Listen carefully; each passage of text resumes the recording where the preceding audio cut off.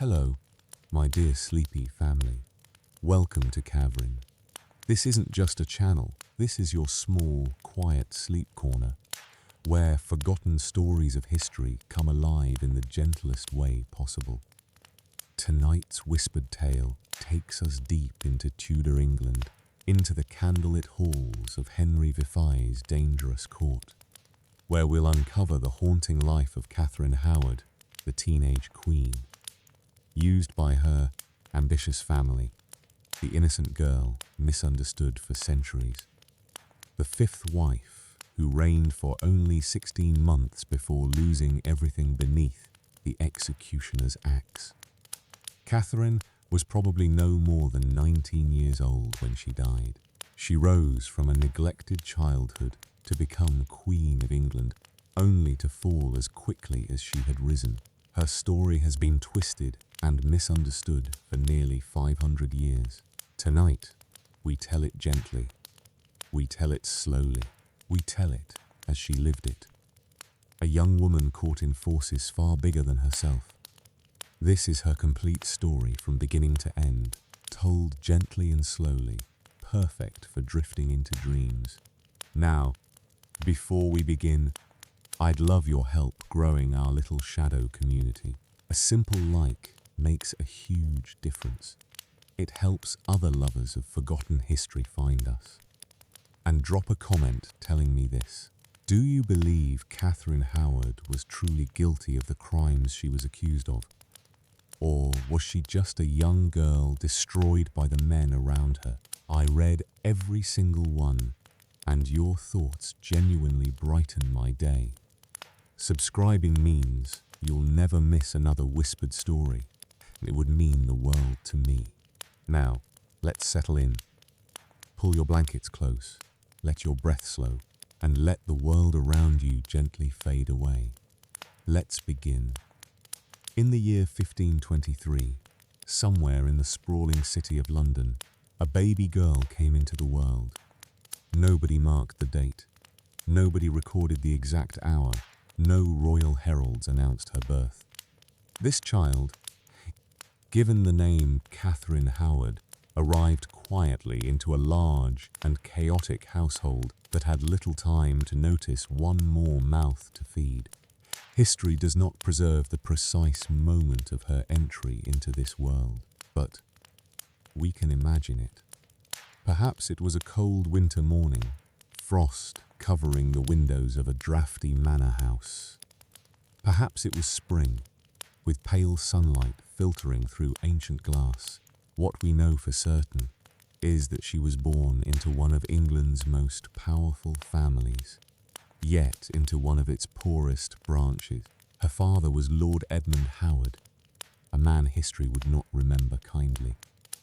Edmund was the third son of Thomas Howard, the second Duke of Norfolk, which meant he had a grand name and virtually nothing else. In the rigid world of Tudor England, everything went to the eldest son. The title, the estates, the wealth, the power, all of it passed to the firstborn. Younger sons had to make their own way in the world, and Edmund Howard was spectacularly bad at this task. He was a man perpetually in debt, perpetually asking his wealthier relatives for help, perpetually making decisions that only made things worse. Proud and stubborn despite his circumstances, Edmund refused to accept his modest position in life with any grace. Instead, he borrowed money he could not repay, made promises he could not keep, and dragged his family deeper into poverty with each passing year. Catherine's mother was Joyce Culpeper, a woman who had already endured one marriage and borne 5 children before she married Edmund. Together, Joyce and Edmund would have 6 more children.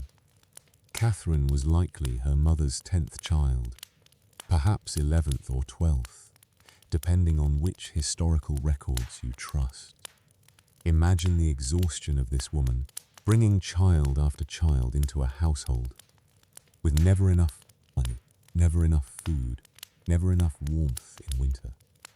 For little Catherine, this meant growing up in a home where she was just one face among many, one small voice in a chorus of siblings and half-siblings, all competing for attention that neither parent could truly give. Her father was always away, chasing after positions at court or hiding from creditors. Her mother was worn down by endless childbearing and household management with insufficient funds. The house where Kavrin spent her earliest years was most likely in Lambeth, across the Thames River from the great palaces of London. It would have been a respectable enough building from the outside: stone walls, multiple floors, windows fitted with glass rather than shutters. The Howards were nobility, after all. But inside there would have been a constant sense of things not quite working properly, furniture that needed repair, hangings that were fading and patched, servants who were paid late or not at all.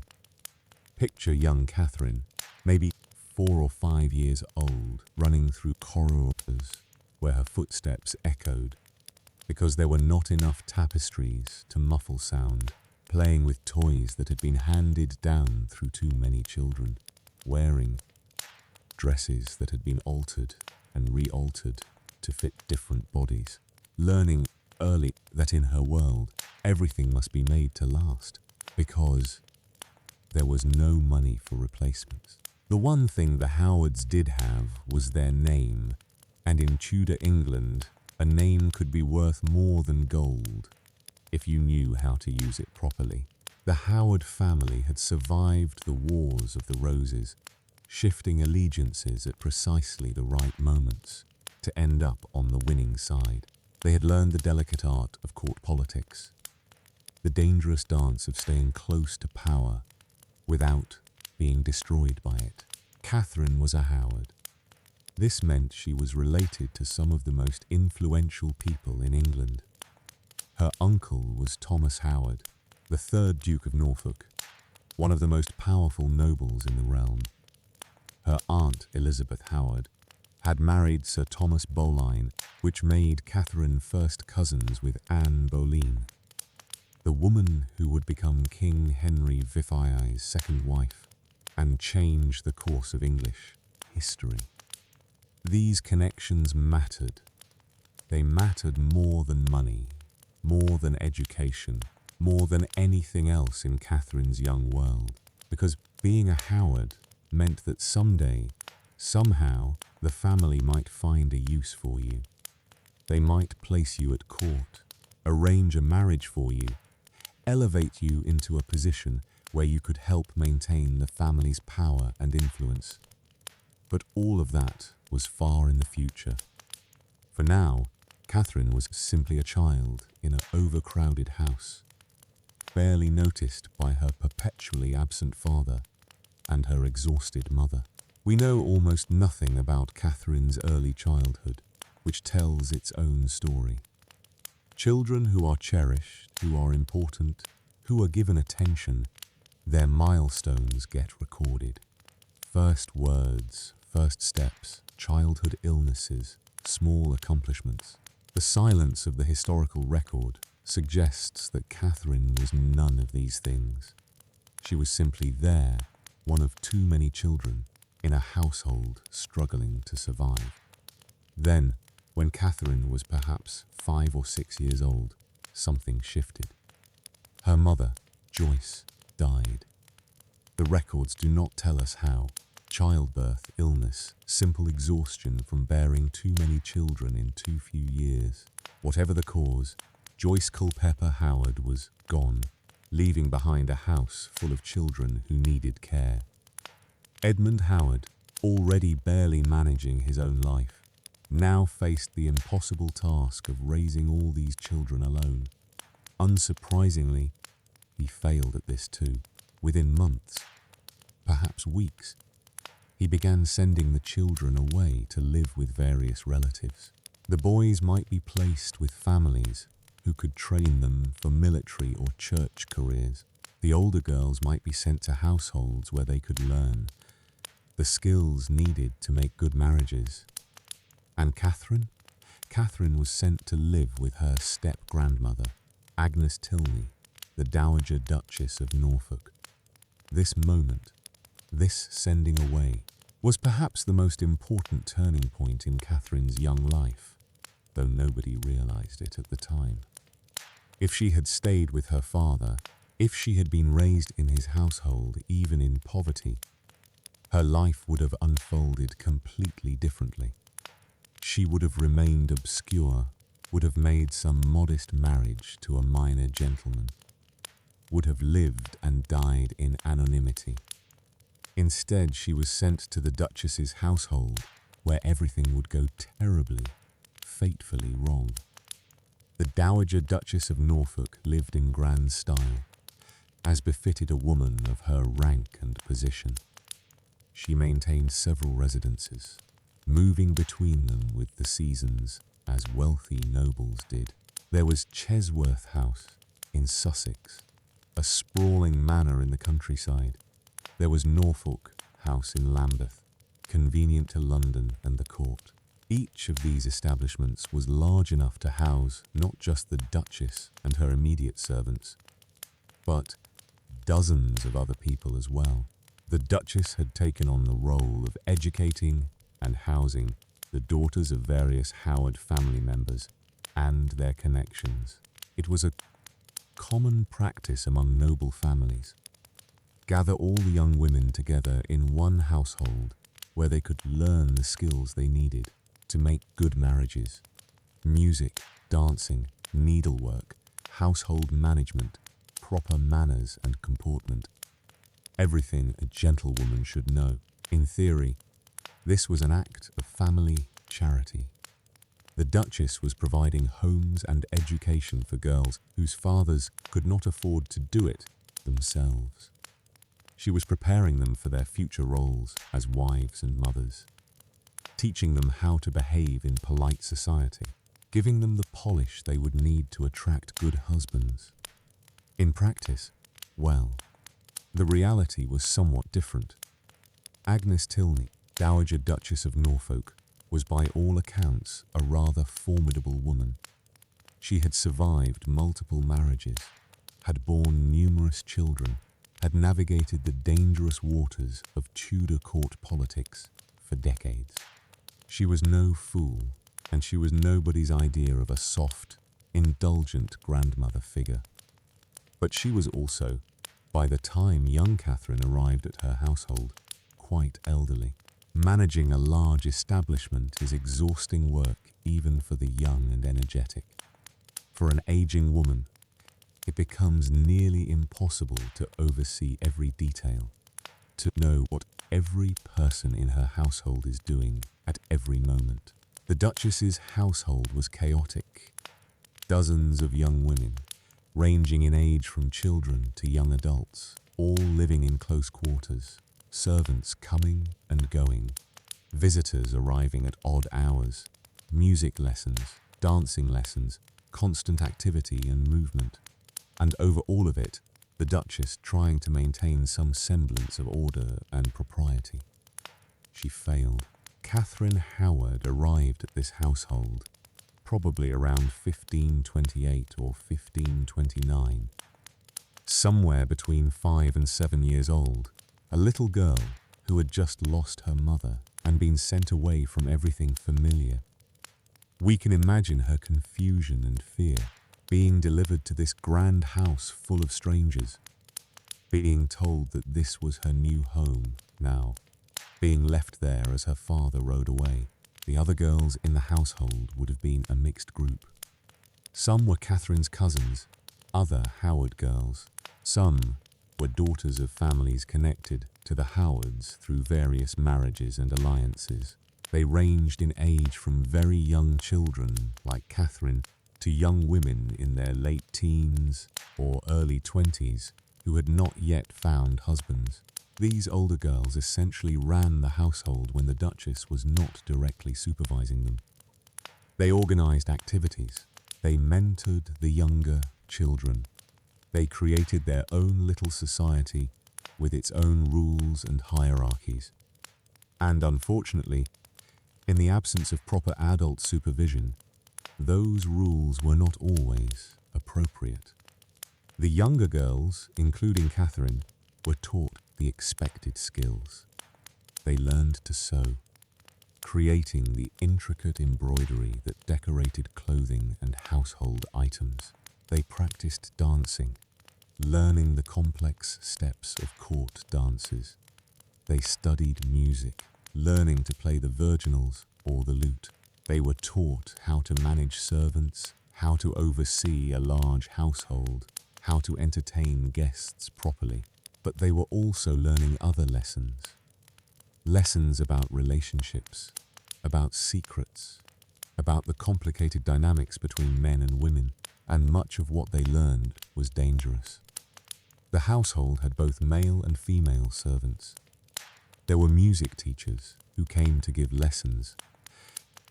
There were young men who had various roles in the Duke of Norfolk's wider establishment, and who had access to the women's quarters, and in a household where supervision was lax and the older girls did essentially whatever they wanted.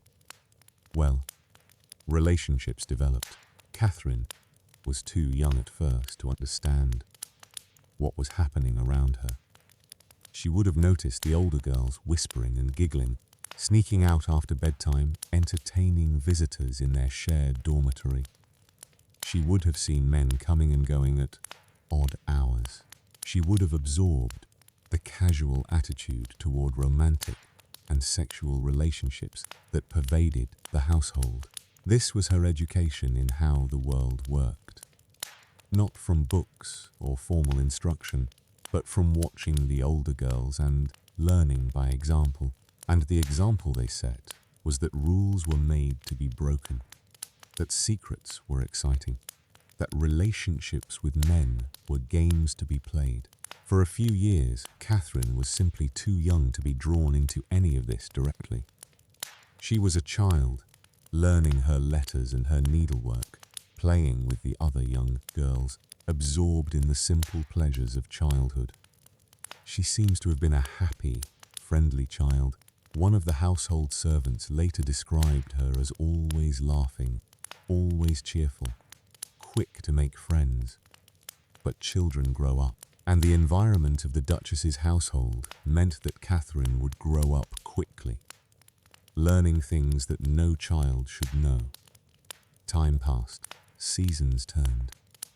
Kavrin moved from childhood toward adolescence, probably largely unaware that anything unusual was happening.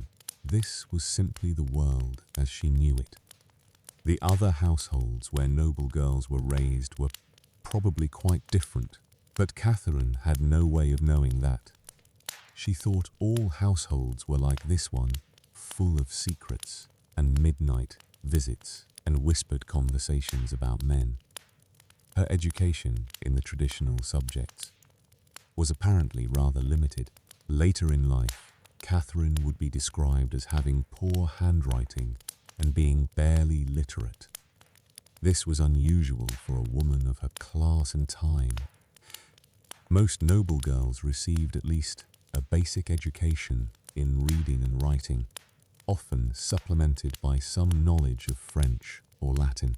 The fact that Kavrin's education was so neglected suggests just how chaotic and poorly managed the Duchess's household really was. There was nobody making sure the younger girls actually learned what they were supposed to learn. Nobody checking their progress, testing their skills, making sure they could read and write properly. The emphasis seems to have been entirely on the showy accomplishments, music and dancing and looking pretty, rather than on practical knowledge or intellectual development. Kavrin was growing into a young woman. Accounts from later years describe her as petite and slender, with reddish gold hair and a lively, engaging personality. She loved to dance and was apparently quite good at it. She had a natural grace and charm that made people warm to her. She was the sort of person who lit up a room simply by being in it, not through any great wit or intelligence, but through sheer warmth and energy. and she was reaching the age where the men in and around the household began to notice her. The first was Henry Manox, a music teacher employed to instruct the young women in playing various instruments. Manox was probably in his 20s, perhaps 23 or 24 years old. Exactly the sort of age where a young man might find himself attracted to his teenage students, regardless of the massive impropriety of acting on that attraction. Kavrin was probably 13 or 14 when Manox began paying her particular attention. At first, it might have seemed innocent enough. A little extra help with her lessons, a few kind words, some gentle teasing, the attention of an older man, a teacher, someone who seemed sophisticated and worldly, would have been flattering to a young girl who had spent most of her life being overlooked. But Manox's attention quickly became something else entirely. He began making opportunities to be alone with Kavrin. He would arrange extra lessons when other girls were not around. He would compliment her in ways that were increasingly inappropriate. He began to touch her, casual touches at first, on the hand or shoulder, but gradually becoming more bold, more invasive. The exact nature of their relationship is unclear from the historical records. Years later, when interrogated about it, Manox admitted to kissing Kavrin and touching her inappropriately, but claimed he never had full sexual intercourse with her. Kavrin, in her own later testimony, gave a similar account, that Manox had made advances, had kissed and fondled her, but that she had not allowed things to go further. Modern historians, looking at this situation with 21st century eyes, see something quite clear. An adult man in a position of authority, sexually abusing a teenage girl in his care. This was not a romance. This was not a relationship between equals. This was a music teacher using his power and access to prey upon a vulnerable young student. But in the 16th century, people saw things differently. The concept of an adult having responsibility not to abuse their power over children did not really exist in the way we understand it today. If anything, people assumed that Kavrin must have encouraged Manox's attention, must have been complicit in whatever happened between them. The relationship was eventually discovered. The Dowager Duchess found them together in some compromising situation. Exactly what happened, we do not know. But she was angry. She beat both Kavrin and Manox, and she forbade them to be alone together again. This should have been the end of it. Kavrin should have been more carefully supervised after that. Manox should have been dismissed from the household entirely. But the Duchess, for all her anger, did not take the situation seriously enough. She did not remove the temptation. She did not change the lax rules of her household. She simply scolded everyone involved and expected that to be sufficient. It was not. The incident with Manox taught Kavrin several things, none of them good. She learned that men in positions of authority could not be trusted. She learned that being caught did not lead to serious consequences, just some temporary anger that would blow over. She learned that her body and her choices about it were not really under her own control.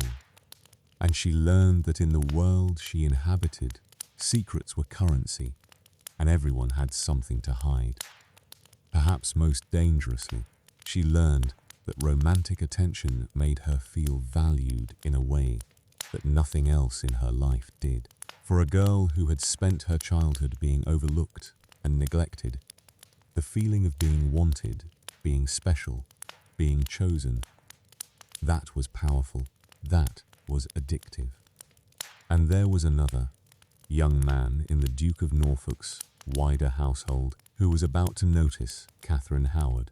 His name was Francis Dereham, and unlike Manox, He would change the entire trajectory of her life. Francis Dereham was exactly the sort of young man who should never have had access to a household full of unsupervised young women. Handsome, charming, ambitious, and utterly without scruples, he was a gentleman pensioner in the Duke of Norfolk's service, which meant he had enough status to move freely in noble circles, but not enough wealth or position to marry well. He was distantly related to the Howard family through various complicated connections, which gave him the right to be present in their households. He was probably in his early to mid-20s when he first became interested in Kavrin Howard, who was, at this point, perhaps 15 years old.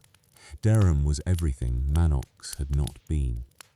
Where Manox was a mere music teacher, Dereham was a gentleman.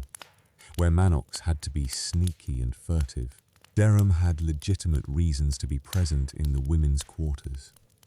Where Manox had limited resources, Dereham had money to spend on gifts and treats. He began courting Kavrin with a determination that must have been overwhelming for a teenage girl. He brought her gifts. He made opportunities to talk with her. He enlisted the help of other young women in the household who found the whole thing romantic and exciting. He was, by all accounts, very good at this sort of game.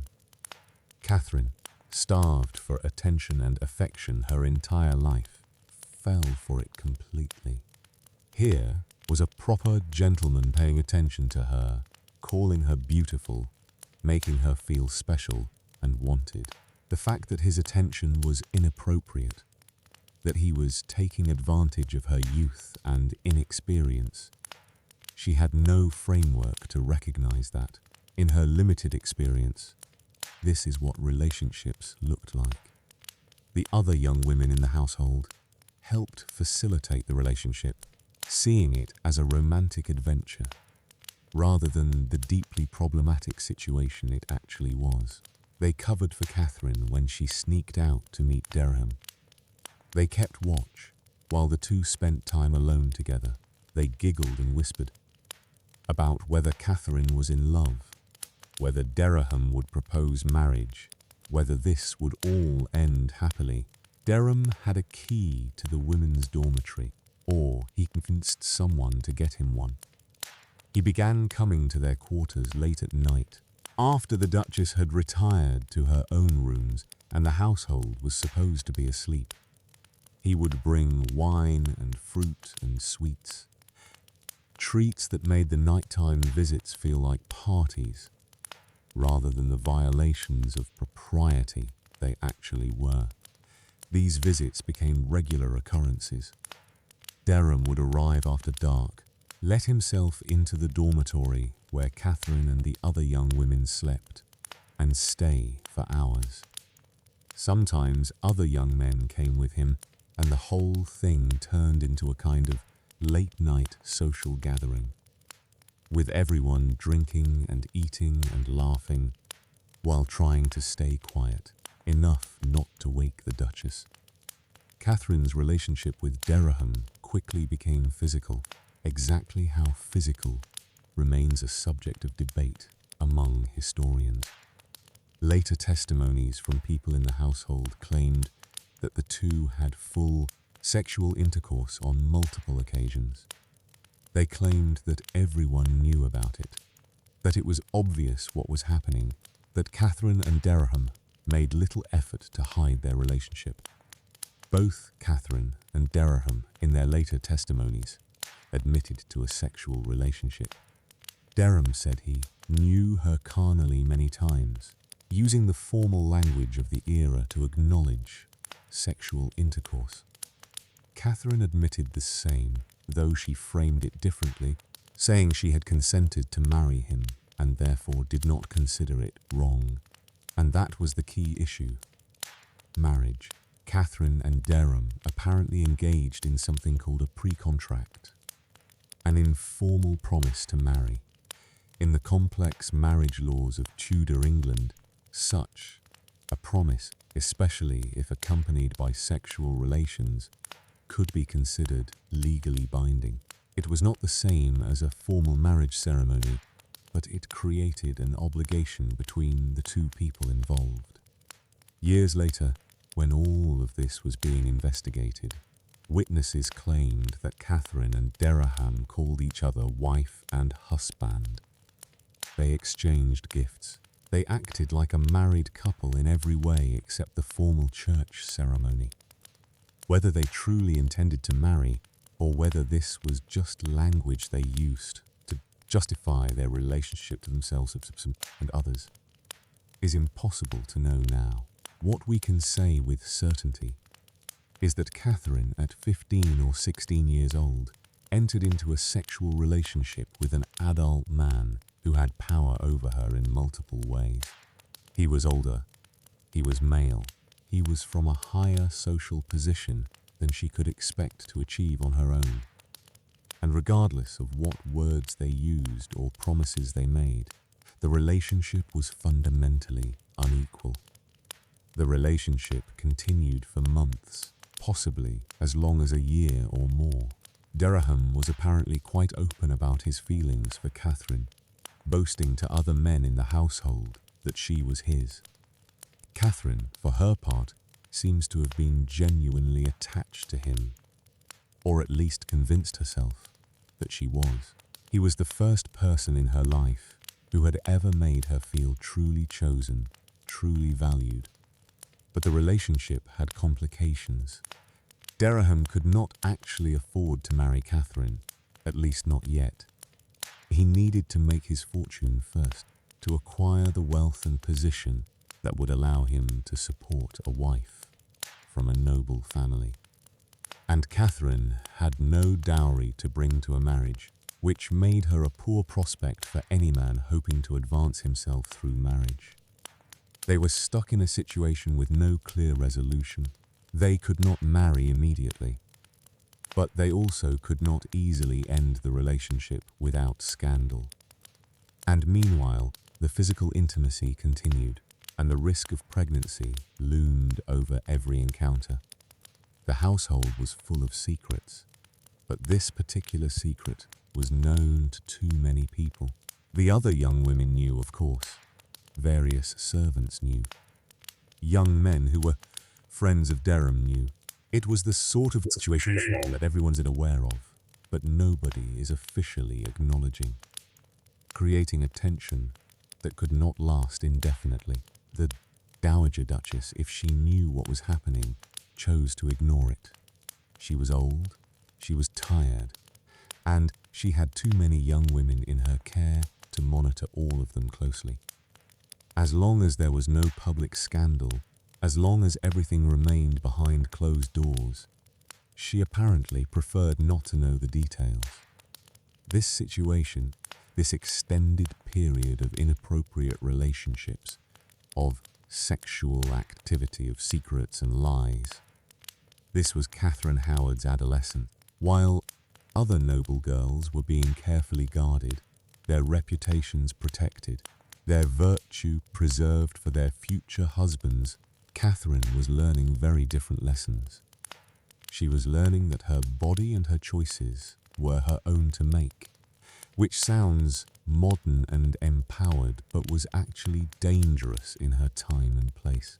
She was learning that rules could be broken without immediate consequences. She was learning to keep secrets, to lie convincingly, to present one face to authority figures, while living a completely different life when they were not watching. And most importantly, she was learning that romantic attention, that sense of being desired and chosen, was the most valuable thing she possessed. In a world where women had so little power, where their lives were determined by the men who controlled them, the ability to attract and hold male attention felt like power itself. All of these lessons would serve her very badly in the years to come. Then, around 1538 or 1539, Francis Dereham announced that he was leaving. He was going to Ireland to seek his fortune.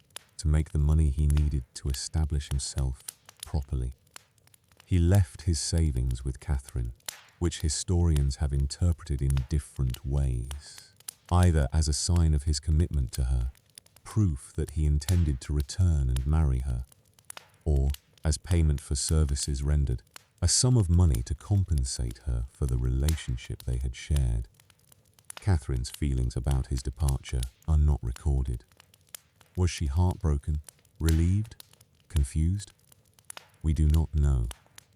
What we do know is that once Dereham was gone, the immediate pressure of that relationship was lifted. She was free of him, at least temporarily. Free to think about what she wanted her future to look like. But by this point, Kavrin was 17 years old, rapidly approaching the age where something needed to be done about her future. She could not remain in the Duchess's household forever. She needed to marry someone, or she needed to enter a convent, or she needed some other position that would support her for the rest of her life. Her family, despite years of neglect, now began to take an interest in her again, because circumstances had changed. The Howard family's fortunes at court were rising once more, and young Kavrin, for all her scandals and secrets, might yet prove useful. The year was 1539, and Kavrin Howard's life was about to change in ways she could never have imagined. To understand what happened next, we need to step back and look at what was happening in the wider world of the English court. Because while Kavrin Howard was growing up in the Duchess's chaotic household, living her small dramas of teenage romance and rebellion, much larger events were unfolding that would eventually sweep her up and carry her to heights she had never dreamed possible. King Henry VIII was now nearly 50 years old, and he was not aging well. The vigorous young prince, who had once been the handsomest man in Europe, was now overweight, in chronic pain from an ulcerated leg that would not heal, and increasingly paranoid and erratic in his behavior. He had been married 4 times already, and 3 of those marriages had ended badly. His first wife, Catherine of Aragon, he had divorced after more than 20 years of marriage because she could not give him a male heir. His second wife, Anne Boleyn, Catherine Howard's own cousin, he had executed on charges of adultery and treason. His third wife, Jane Seymour, had given him the son he desperately wanted, but she had died shortly after childbirth. And now, in 1539, he was married to his 4th wife, Anne of Cleves. The marriage to Anne of Cleves was a disaster from the start. It had been arranged for political reasons to create an alliance with Protestant princes in Germany. Henry had agreed to the match based on a portrait of Anne, but when he finally met her in person, he was instantly and viscerally repulsed. He called her ugly. He complained that she smelled bad. He claimed he could not consummate the marriage because he found her so unattractive. Whether Anne really was as unattractive as Henry claimed, or whether he was simply a spoiled tyrant who had built up impossible expectations, is debatable. What mattered was that the king was miserable, and when the king was miserable, everyone around him suffered. He was angry at Thomas Cromwell, who had arranged the German alliance and the Cleves marriage. He was angry at his advisors for not protecting him from this situation, and he was desperately looking for a way out. This is where the Howard family saw their opportunity. Thomas Howard, Duke of Norfolk, was the most prominent member of the Howard family and one of the most powerful nobles in England. He had survived multiple shifts in royal favour through a combination of political skill, ruthless pragmatism, and a willingness to sacrifice anyone, including family members, to protect his own position. Norfolk was a conservative in matters of religion, opposed to the Protestant reforms that some of Henry's advisers were pushing. He was also locked in a power struggle with Thomas Cromwell, who represented the reformist faction at court. If Norfolk could discredit Cromwell and restore conservative Catholic influence, his own power would be greatly enhanced. And one way to do this was to give the king an alternative to Anne of Cleves, specifically a young, beautiful, charming alternative from the Howard family. If Henry could be induced to annul his marriage to Anne and marry a Howard girl instead, Norfolk's position at court would be secure for years to come. So Norfolk began looking around his extended family for a suitable candidate. She needed to be young, because Henry was obsessed with youth. She needed to be attractive, because Henry would not look twice at anyone he did not find beautiful. He needed to be biddable and obedient, because Henry would not tolerate another strong-willed wife like Anne Boleyn, and, ideally, she should be somewhat, shall we say, impressionable. Someone who would not question the role she was being asked to play.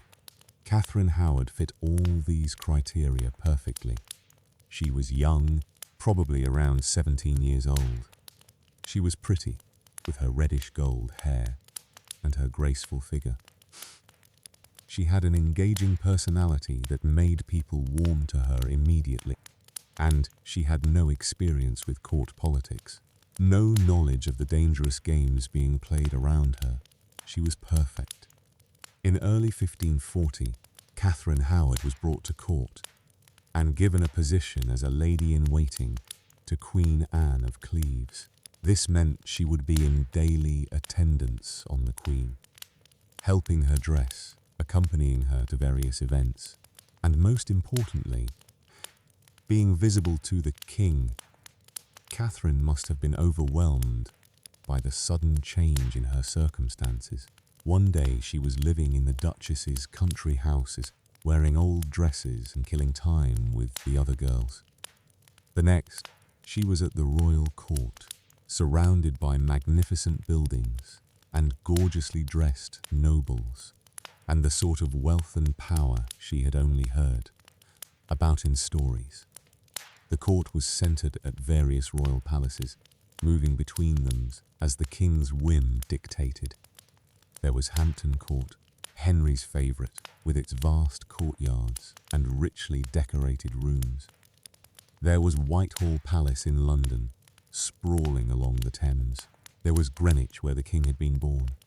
Each palace was a small city unto itself, housing hundreds of people, all orbiting around the figure of the king. For a girl from Catherine's background, the sheer scale of it all must have been stunning.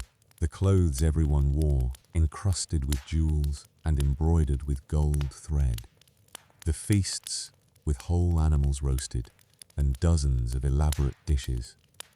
The music, the dancing, the constant entertainment, the sense that everything revolved around one man's pleasure, that the entire nation existed to keep the king happy. And then there was Henry himself. If Catherine had seen portraits of the young Henry VIII, she would have been shocked by the reality. The athletic young king was long gone, replaced by a bloated, limping man who struggled to walk without assistance. His face was red and puffy. His body was enormous, requiring specially constructed furniture to hold his weight. His moods swung wildly from jovial to furious without warning. But he was the king, the most powerful man in England, possibly in all of Europe. When he looked at you, you felt the weight of that power. When he smiled at you, you felt chosen, special, elevated. And despite his age and his physical decay, Henry still thought of himself as a great lover, still believed that women should be honoured to receive his attention. The plan worked perfectly. Within days of Catherine's arrival at court, the king noticed her. She was young, she was pretty, She was full of life and laughter. Everything that his current wife was not. He began finding excuses to be near her. He started asking questions about her. He began giving her small gifts. Catherine's uncle, the Duke of Norfolk, and his allies encouraged this attention carefully. They made sure Catherine understood that the king's interest was a great honor. They coached her on how to behave, how to be charming without being forward, how to accept the king's attention with modest pleasure. They made sure she was visible to Henry at every possible moment. For Catherine, the experience must have been intoxicating. After years of being nobody special, after a childhood of neglect, and an adolescence spent in a chaotic household where she was just one of many girls, suddenly she was being noticed by the most important man in the kingdom. The king himself, the man whose word was law, was paying attention to her. She was 17 years old. She had no understanding of court politics, no grasp of the dangerous game being played around her. All she knew was that she was being given beautiful clothes, expensive jewelry, all the attention she had ever craved. Of course, she responded warmly to Henry's interest. What teenage girl would not? By spring of 1540, just a few months after Catherine's arrival at court, Henry was completely infatuated. He called her his rose without a thorn, his perfect young flower. He was convinced that she was as pure and innocent as she seemed, that here at last was the perfect wife he had been seeking all these years. Behind the scenes, the wheels were turning to make this happen. Thomas Cromwell, who had arranged the Cleves marriage, was suddenly vulnerable. Norfolk and his allies began gathering evidence of Cromwell's mistakes, his failures, his supposedly treasonous activities. They fed this information to Henry, who was already angry at Cromwell for the Anne of Cleves disaster. In June 1540, Thomas Cromwell was arrested and charged with treason. The charges were largely fabricated, but that did not matter. The king wanted him gone, and what the king wanted, the king got. Cromwell would be executed on the 28th of July. On that same day, the very day that Cromwell went to his death, Henry married Catherine Howard. The timing was deliberate, a signal to everyone at court. The old order was swept away. The conservative faction led by the Howards had won, and Catherine Howard, the neglected child from the chaotic household, the teenager with all those secrets in her past, was now Queen of England. She wore a dress of silver and gold for her wedding. She was probably terrified and thrilled in equal measure. The wedding was private, just a small ceremony with a few witnesses. Nothing like the grand public celebrations that had accompanied Henry's earlier marriages. But it was legal, and it was binding, and when it was over, Catherine Howard was no longer a lady-in-waiting. She was Her Majesty the Queen. On August 8th, 1540, Catherine was formally presented to the court as Henry's wife and England's queen. There were prayers said for her in the Chapel Royal at Hampton Court. Nobles came to pay their respects, bowing low before this girl who just months ago had been nobody important. Suddenly, Catherine Howard had a household of her own, servants and ladies-in-waiting, and all the trappings of royalty. Everything had changed. Everything had happened so fast. Catherine must have felt like she was living in a dream, like any moment she might wake up and find herself back in the Duchess's household, wearing her old patched dresses and trying to avoid the Duchess's displeasure. But it was real. She really was the queen. She had a royal barge to travel on the Thames, apartments in every royal palace, jewels worth more than her father had earned in his entire life. When she walked into a room, everyone stood. When she spoke, people listened carefully because her words now carried weight. The king showered her with gifts, properties, jewelry, gowns, everything she could possibly want. He was 50 years old and desperately trying to recapture his youth through this teenage bride. When he was with her, he could pretend he was still the vigorous young prince he once had been. He could forget his aching leg, his expanding waistline, his failing health. Kavrin made him feel young again, and for that he was pathetically grateful. For Kavrin, these first weeks as queen must have been overwhelming. She had to learn a whole new role with no real preparation. How to behave in public, how to manage a large household, how to navigate the complex politics of the court, where everyone wanted something from her and nobody could be fully trusted. Her uncle Norfolk presumably gave her some guidance, but he was far more interested in using her position to advance his own goals than in actually helping her. The other ladies at court, many of them older and far more experienced, must have looked at this uneducated teenager with a mixture of envy and contempt. Who was she to be queen? Why had she been chosen over them? And underneath all the glory and excitement, Kavrin must have carried a constant fear because she had secrets. Dangerous secrets. Things in her past that could destroy her if they ever came to light. Henry believed he had married a virgin, a pure, innocent girl who had never known another man. He called her his rose without thorns, his perfect flower. But Kavrin knew the truth. She knew about Henry Manox and his inappropriate advances. She knew about Francis Dereham and all those nights in the dormitory. She knew that multiple people could testify to her lack of virtue if anyone thought to ask them. For now, those people were silent.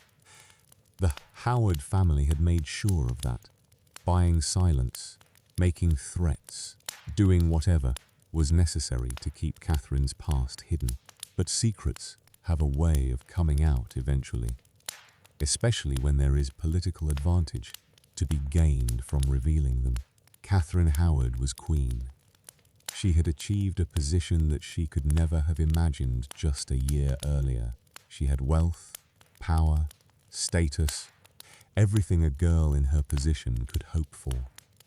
And she was standing on the edge of a precipice, though she did not know it yet. One wrong step, one mistake, one secret revealed, and she would fall. But for now, in those summer months of 1540, she was simply the Queen of England, young and happy and utterly unprepared for what was coming next. Hello, wonderful listener. Welcome back to Channel, your peaceful place for history that helps you rest. Tonight, we continue Kavrin Howard's story, following her through her brief, glittering reign as Queen of England, and into the shadows that would eventually destroy her. In part 1, we watched Kavrin grow from a neglected child into a young woman thrust suddenly into the most powerful position any woman in England could hold.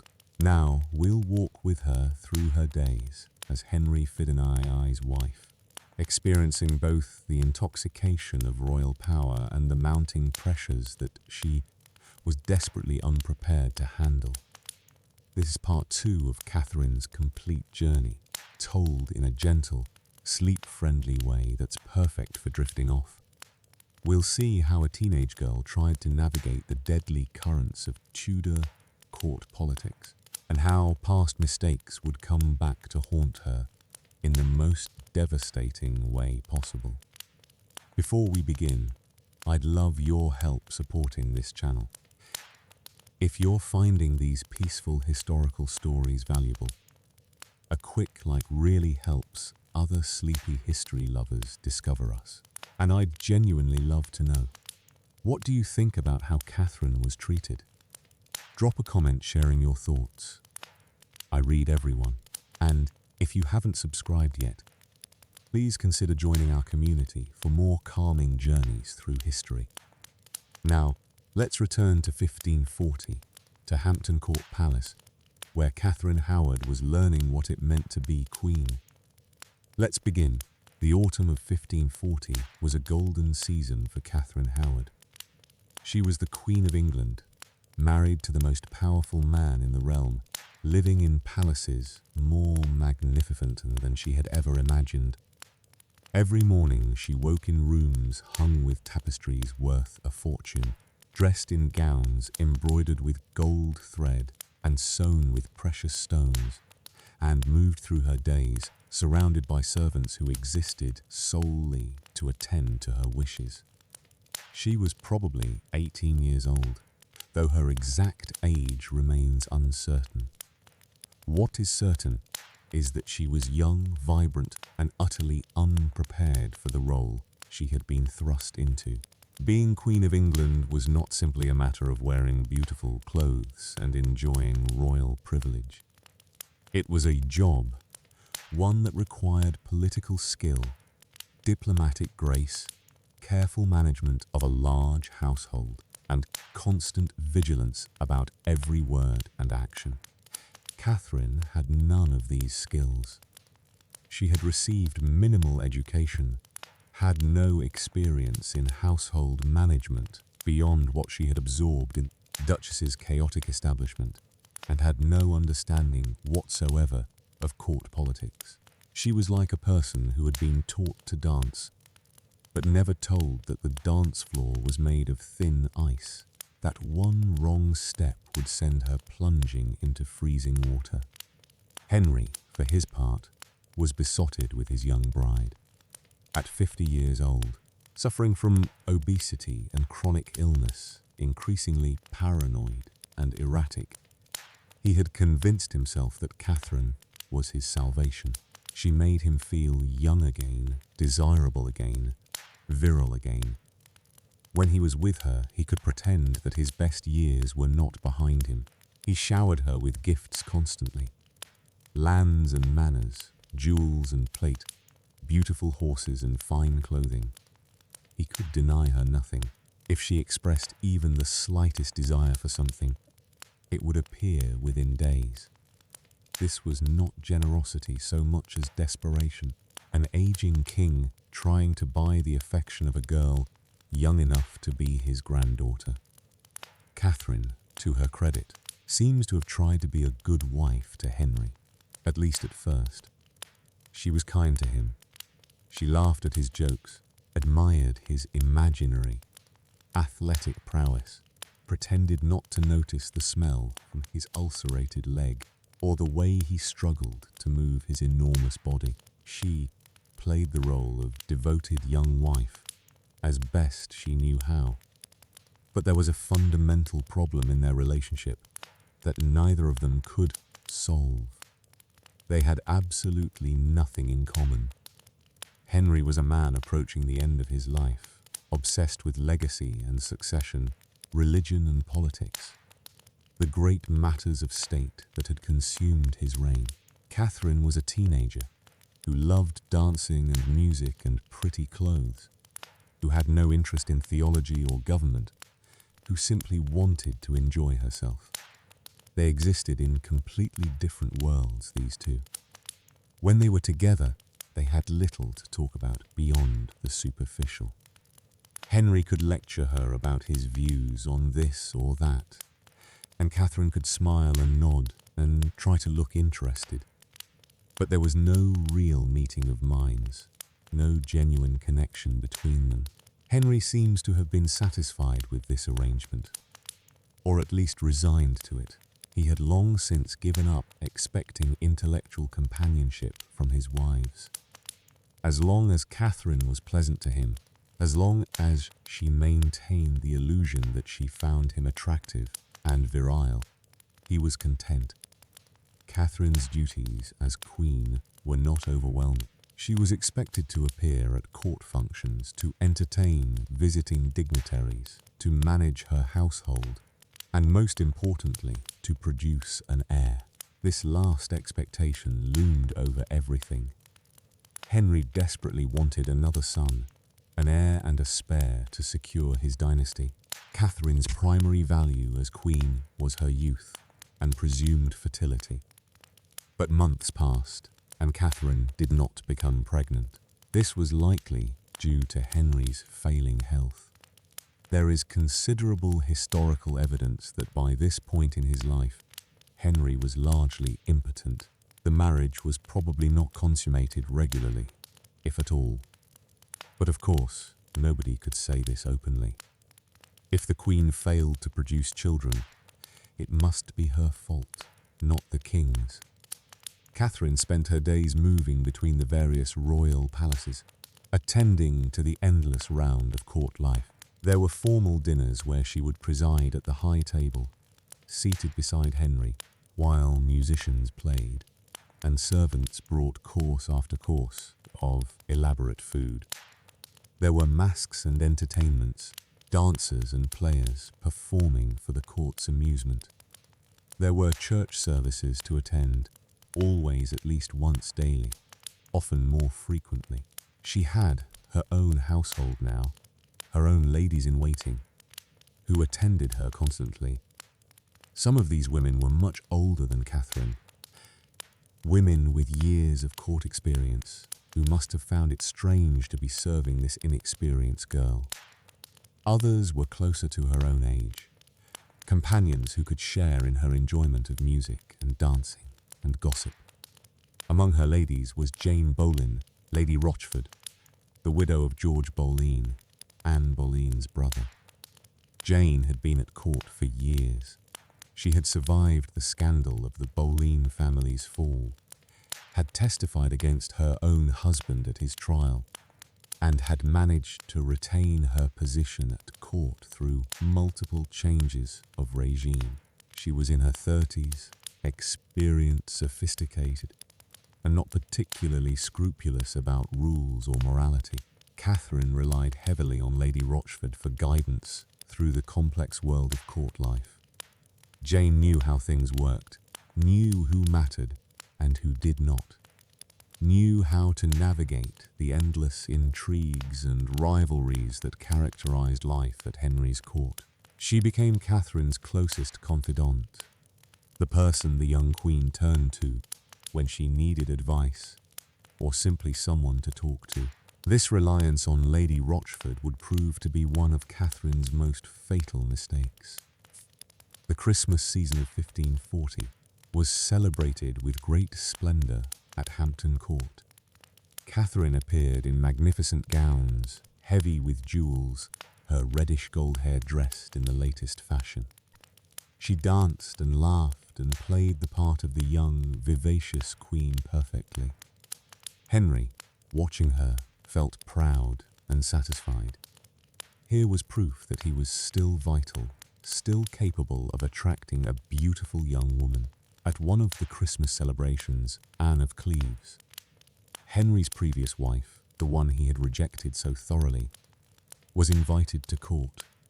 This could have been extremely awkward, but Catherine handled it well. She greeted Anne warmly. They exchanged gifts and even danced together.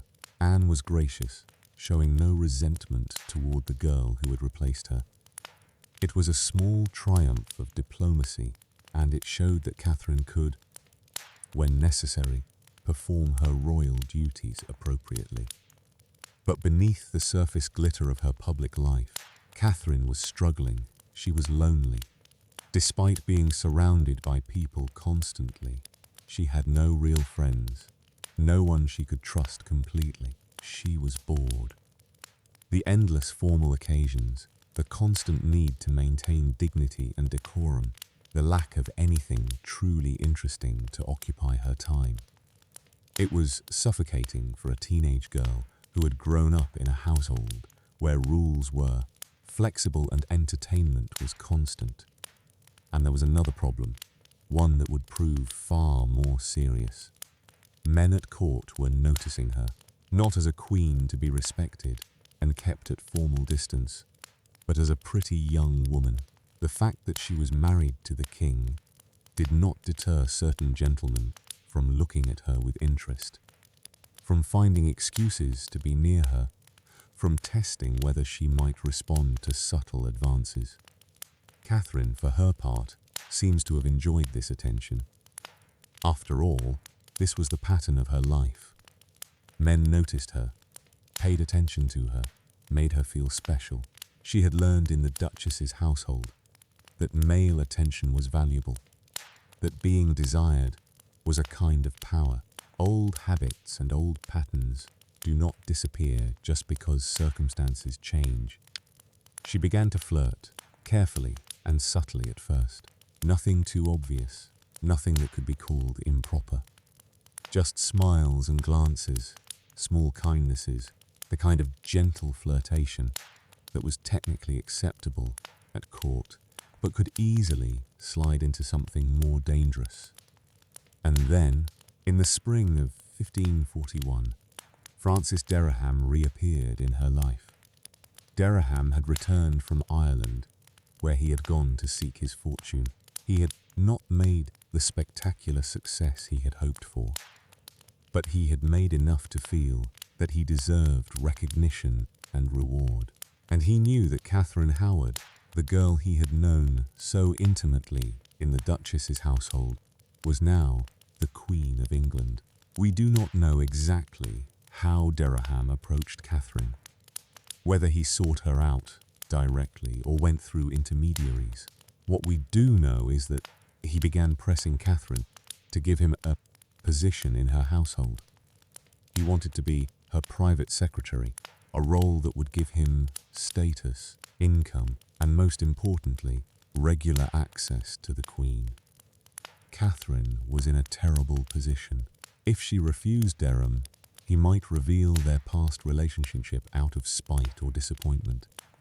If she accepted him into her household, she would be bringing into the heart of the court someone who knew all her secrets, who could destroy her reputation with a few well-chosen words. In the end, she gave him the position he wanted. Historians have debated whether this was because she was being blackmailed, or because she felt she owed him something, or because she thought keeping him close would make it easier to control what he said about their past. Probably it was some combination of all three factors. Whatever her reasoning, it was a catastrophically bad decision. Having Dereham at court, in her household, was like keeping a loaded weapon pointed at her own head. Sooner or later, something would go wrong. But Katharine's problems did not end with Dereham, because there was another man paying attention to her, a man who would be the central figure in her downfall. His name was Thomas Culpeper, and he was one of the king's favourite courtiers. Thomas Culpeper was everything Francis Dereham was not. Where Dereham was a gentleman of modest means trying to advance himself, Culpeper was wealthy and well established. Where Dereham was an outsider to the inner circles of power, Culpeper was a gentleman of the king's privy chamber, one of the select group of men who had personal access to Henry. Where Dereham was coarse and obvious in his ambitions, Culpeper was smooth, sophisticated, and dangerous. He was probably in his late 20s, handsome and charming, the sort of man who was used to getting what he wanted. And what he wanted, increasingly, was the Queen. Kavrin and Culpeper may have known each other slightly before her marriage. There were reports that they had been romantically linked when Kavrin first arrived at court. But now the dynamic was completely different. She was the Queen, he was the king's favourite. Any relationship between them was not just inappropriate, it was treason. Kavrin should have recognised the danger and avoided Culpeper completely. But she did not. Perhaps she was flattered by his attention. Perhaps she genuinely developed feelings for him. Perhaps she was simply so starved for companionship with someone her own age, someone who made her laugh and with whom she could talk naturally, that she could not resist. Whatever the reason, she began meeting with Culpeper secretly. And this is where Lady Rochford comes back into the story, because Jane was the one who arranged these meetings. It is still unclear why Lady Rochford would take such an enormous risk. She had survived at court by being careful, by never exposing herself to unnecessary danger. Why would she help facilitate what was essentially an adulterous affair between the Queen and a courtier? Some historians suggest she was foolish or reckless. Others propose that she was trying to gain influence over Kavrin by making herself indispensable. Still, others think she simply found the whole situation exciting, a romantic intrigue to break up the monotony of court life. Whatever her motivations, Jane Boleyn, Lady Roch, began arranging for Kavrin and Culpeper to meet in private. She would find empty rooms where they could talk. She would stand guard to warn them if anyone approached. She would create excuses for why the Queen needed privacy, why certain ladies-in-waiting should be dismissed, why doors should be locked. The meetings began cautiously. At first, they were probably just conversations, a chance for Kavrin to talk with someone who treated her as a person rather than as a queen or a piece on a political chessboard. But the meetings quickly became more frequent, longer, more intimate. A letter survives that Kavrin wrote to Culpeper. It is the only piece of her own writing that has come down to us, and it is heartbreaking in its mixture of affection, anxiety, and desperation. Master Culpeper, I heartily recommend me unto you. I never longed so much for thing as I do to see you and to speak with you. It makes my heart to die to think what fortune I have, that I cannot be always in your company. Come when my Lady Rochford is here, for that I shall be best at leisure to be at your commandment. Yours as long as life endures. Historians have debated the meaning of this letter endlessly. Is it evidence of a passionate love affair? Or is it, as some suggest, the desperate plea of a young woman being coerced or blackmailed by a man who had power over her? The language is emotional, certainly, but is it the emotion of love or of fear? We will never know for certain what was in Katherine's heart when she wrote those words. What we do know is that by the summer of 1541, she was meeting regularly with Thomas Culpeper, and these meetings were becoming increasingly difficult to keep secret. In June of 1541, Henry decided to take Kavrin on a royal progress to the north of England. This was an enormous undertaking. The entire court would travel together. Hundreds of people and wagons full of supplies, moving slowly through the countryside from one manor house to another. The purpose was partly recreational, partly political. Henry wanted to show himself to his subjects in the northern regions, to remind them of royal power and authority. Kavrin would accompany Henry, of course, and her household would come with her, including Lady Rochford. And among the courtiers travelling with the king was Thomas Culpeper. The progress was slow, moving through the wet English summer. They stayed at various estates along the way, the royal party taking over entire manor houses for days or weeks at a time. This should have made it harder for Kavrin and Culpeper to meet. There were more people around, less privacy, more risk of being observed. But somehow the meetings continued. Lady Rochford found ways to arrange private moments.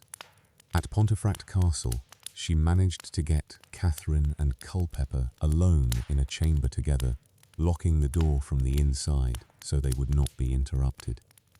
Other ladies-in-waiting later testified that they suspected something was going on, that they saw meaningful glances and noticed unexplained absences.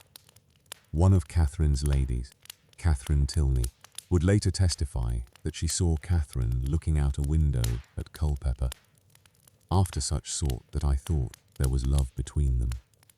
Another, Margaret Morton, reported that Lady Rochford had locked her and the other ladies out of a room where Kavrin and Culpeper were alone together. The progress lasted through the summer of 1541. Everywhere they went, Henry played the role of the powerful king with his beautiful young queen. He seemed happy, more content than he had been in years. He had no idea what was happening right under his nose. Kavrin, for her part, was living on the edge of catastrophe and seemed unable to stop herself. Every meeting with Culpeper was an act of treason. If caught, she would face execution. She knew this, she must have known it, but she continued anyway, perhaps because she had convinced herself that she could control the situation, that her secrets would remain hidden, that the danger was not as great as it seemed. Or perhaps she simply did not care anymore. Perhaps the stress of being queen, of being married to an aging tyrant, of having to perform and pretend every waking moment. Perhaps it had all become too much. Perhaps meeting with Culpeper was the only time she felt like herself, the only moments when she could let down her guard and just be Kavrin, not the queen. By autumn, the progress was returning south toward London. Kavrin had survived the summer without scandal, without exposure. She probably felt that she had gotten away with it, that the danger had passed. Henry suspected nothing.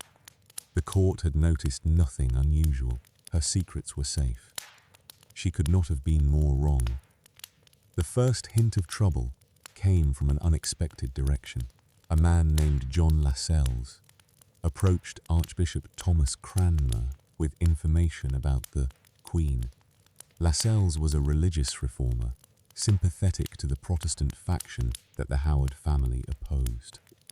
His sister Mary had once lived in the Duchess of Norfolk's household at the same time as Kavrin, and she had seen things that Mary Lascelles believed should be brought to light. Mary told her brother about Katherine's relationships with Henry Manox and Francis Dereham, about the midnight visits to the dormitory, about the general atmosphere of sexual impropriety that had characterized the Duchess's household.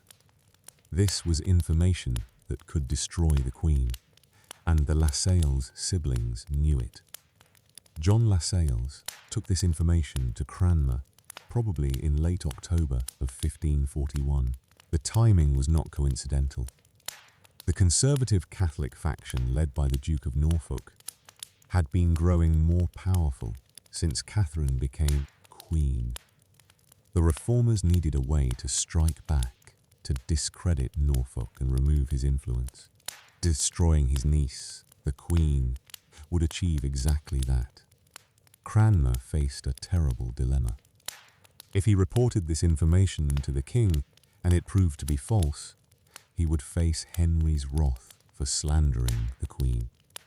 If he failed to report it and the information later came to light through other means, he would be accused of concealing treason. And if he reported it and it proved to be true, well, then he would be destroying the woman whom Henry believed to be his perfect innocent wife.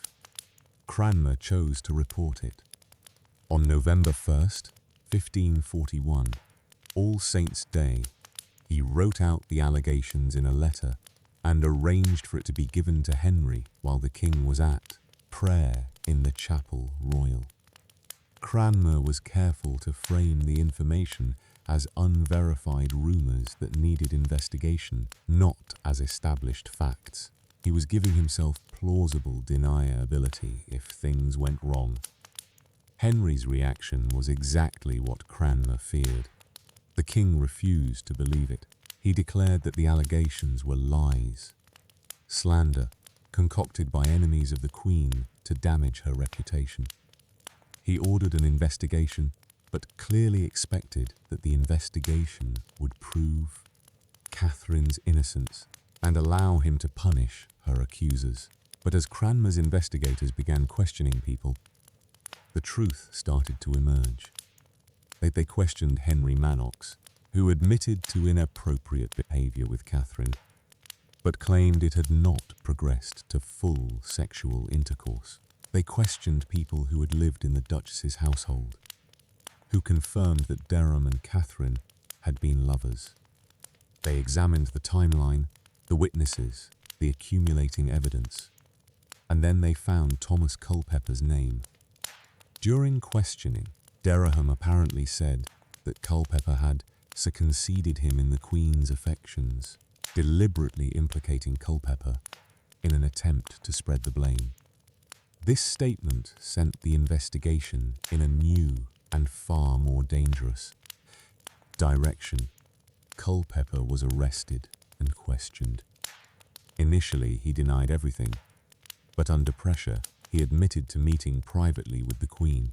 He claimed that Kavrin had initiated the meetings, that she had been dying of love for him, that he had tried to end their friendship, but she had pursued him. This was almost certainly lies. He was trying to save himself by placing all the blame on Kavrin. Then investigators found the letter. The letter Kavrin had written to Culpeper, signed, "Yours as long as life endures." This was physical evidence, proof in Katharine's own handwriting that she had been conducting some kind of relationship with Culpeper behind the king's back. On November 7th, Cranmer was sent to question Kavrin directly. He found her at Winchester Palace in Southwark, and what he encountered shocked even him, a man who had seen many terrible things at Henry's court. Kavrin was hysterical, incoherent, terrified beyond the capacity for rational thought. Cranmer later wrote that he had found her in such lamentation and heaviness as I never saw no creature, so that it would have pitied any man's heart to have looked upon her. Kavrin was only 18 or 19 years old. She had been queen for just 16 months. And now her entire world was collapsing around her, and she understood, perhaps for the first time clearly, that she was going to die. She tried to explain, to defend herself, but her words came out jumbled and confused. She admitted to the relationship with Dereham, but claimed they had been pre-contracted to marry, which would have meant her marriage to Henry was invalid. She denied adultery with Culpeper, claimed they had only talked, insisted that nothing improper had happened. But her explanations made little difference. The investigation had taken on a momentum of its own. More people were questioned, more evidence gathered.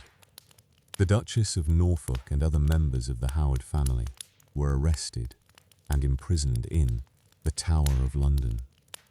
Anyone who had known about Katharine's past or had facilitated her meetings with Culpeper was in danger. Henry's reaction to all this was complex and disturbing. Initially, he was in denial, refusing to believe that Kavrin could have betrayed him. Then, as the evidence mounted, denial turned to rage. He raged at his counsellors for not protecting him from this humiliation. He raged at the Howard family for deceiving him. Most of all, he raged at Kavrin for making him look like a fool. But beneath the rage was something else, genuine hurt. Henry had loved Kavrin, or what he thought was love. She had made him feel young again, had given him joy in his final years. And now, he discovered it had all been a lie, that she had been meeting with another man, that she had never been the innocent girl he believed her to be. His mood swung wildly. Sometimes he talked about showing mercy, about finding a way to forgive Kavrin and move past this scandal. Other times, he declared that she deserved the worst death imaginable for her, betrayal. His advisors walked on eggshells around him, never knowing which version of Henry they would encounter from one moment to the next. For Kavrin, these weeks were a nightmare. She was moved from Winchester Palace to Sion Abbey, a former convent that was now used to house prisoners awaiting trial. She was stripped of her title of Queen on November 23rd. She was no longer Her Majesty. She was simply Catherine Howard. Her jewels were taken away, her fine clothes removed. She was given plain garments to wear and confined to a few small rooms. She spent that winter in limbo, not knowing what would happen to her. Would Henry show mercy? Would she be allowed to live? Could she possibly find a way to save herself? The answer came through Parliament. On January 29th, 1542, Parliament introduced a Bill of Attainder against Catherine. This was a legal device that allowed conviction without trial. Parliament simply declared someone guilty, and that made it so.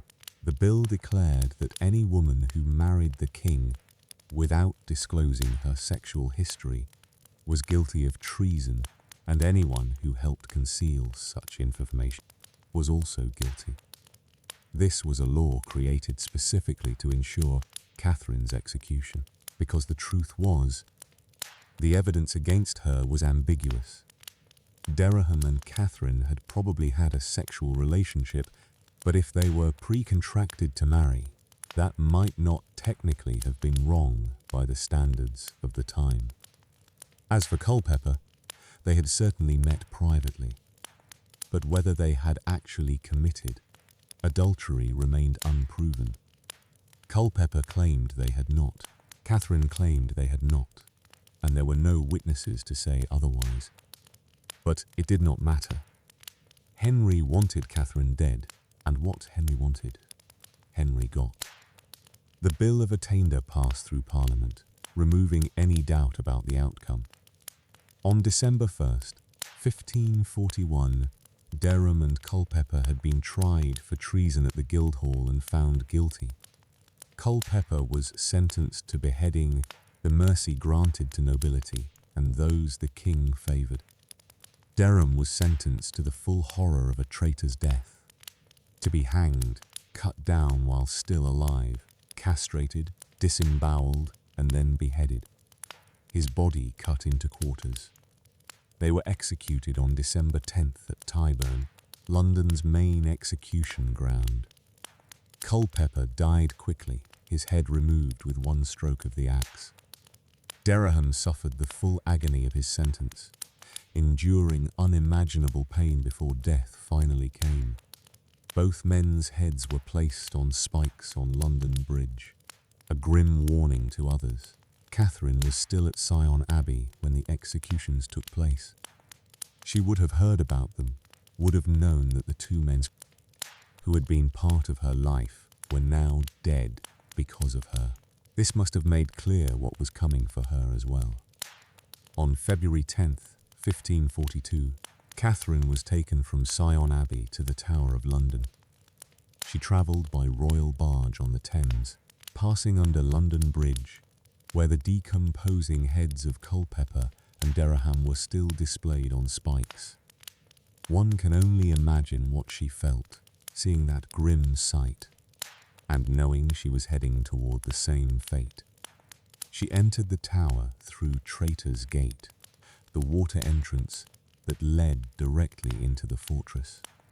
This was the same gate through which Anne Boleyn had entered nearly 6 years earlier, on her way to her own execution. Catherine was taken to her chambers. Not a prison cell exactly, but rooms where she would be held until her execution. The Bill of Attainder received royal assent on February 11th.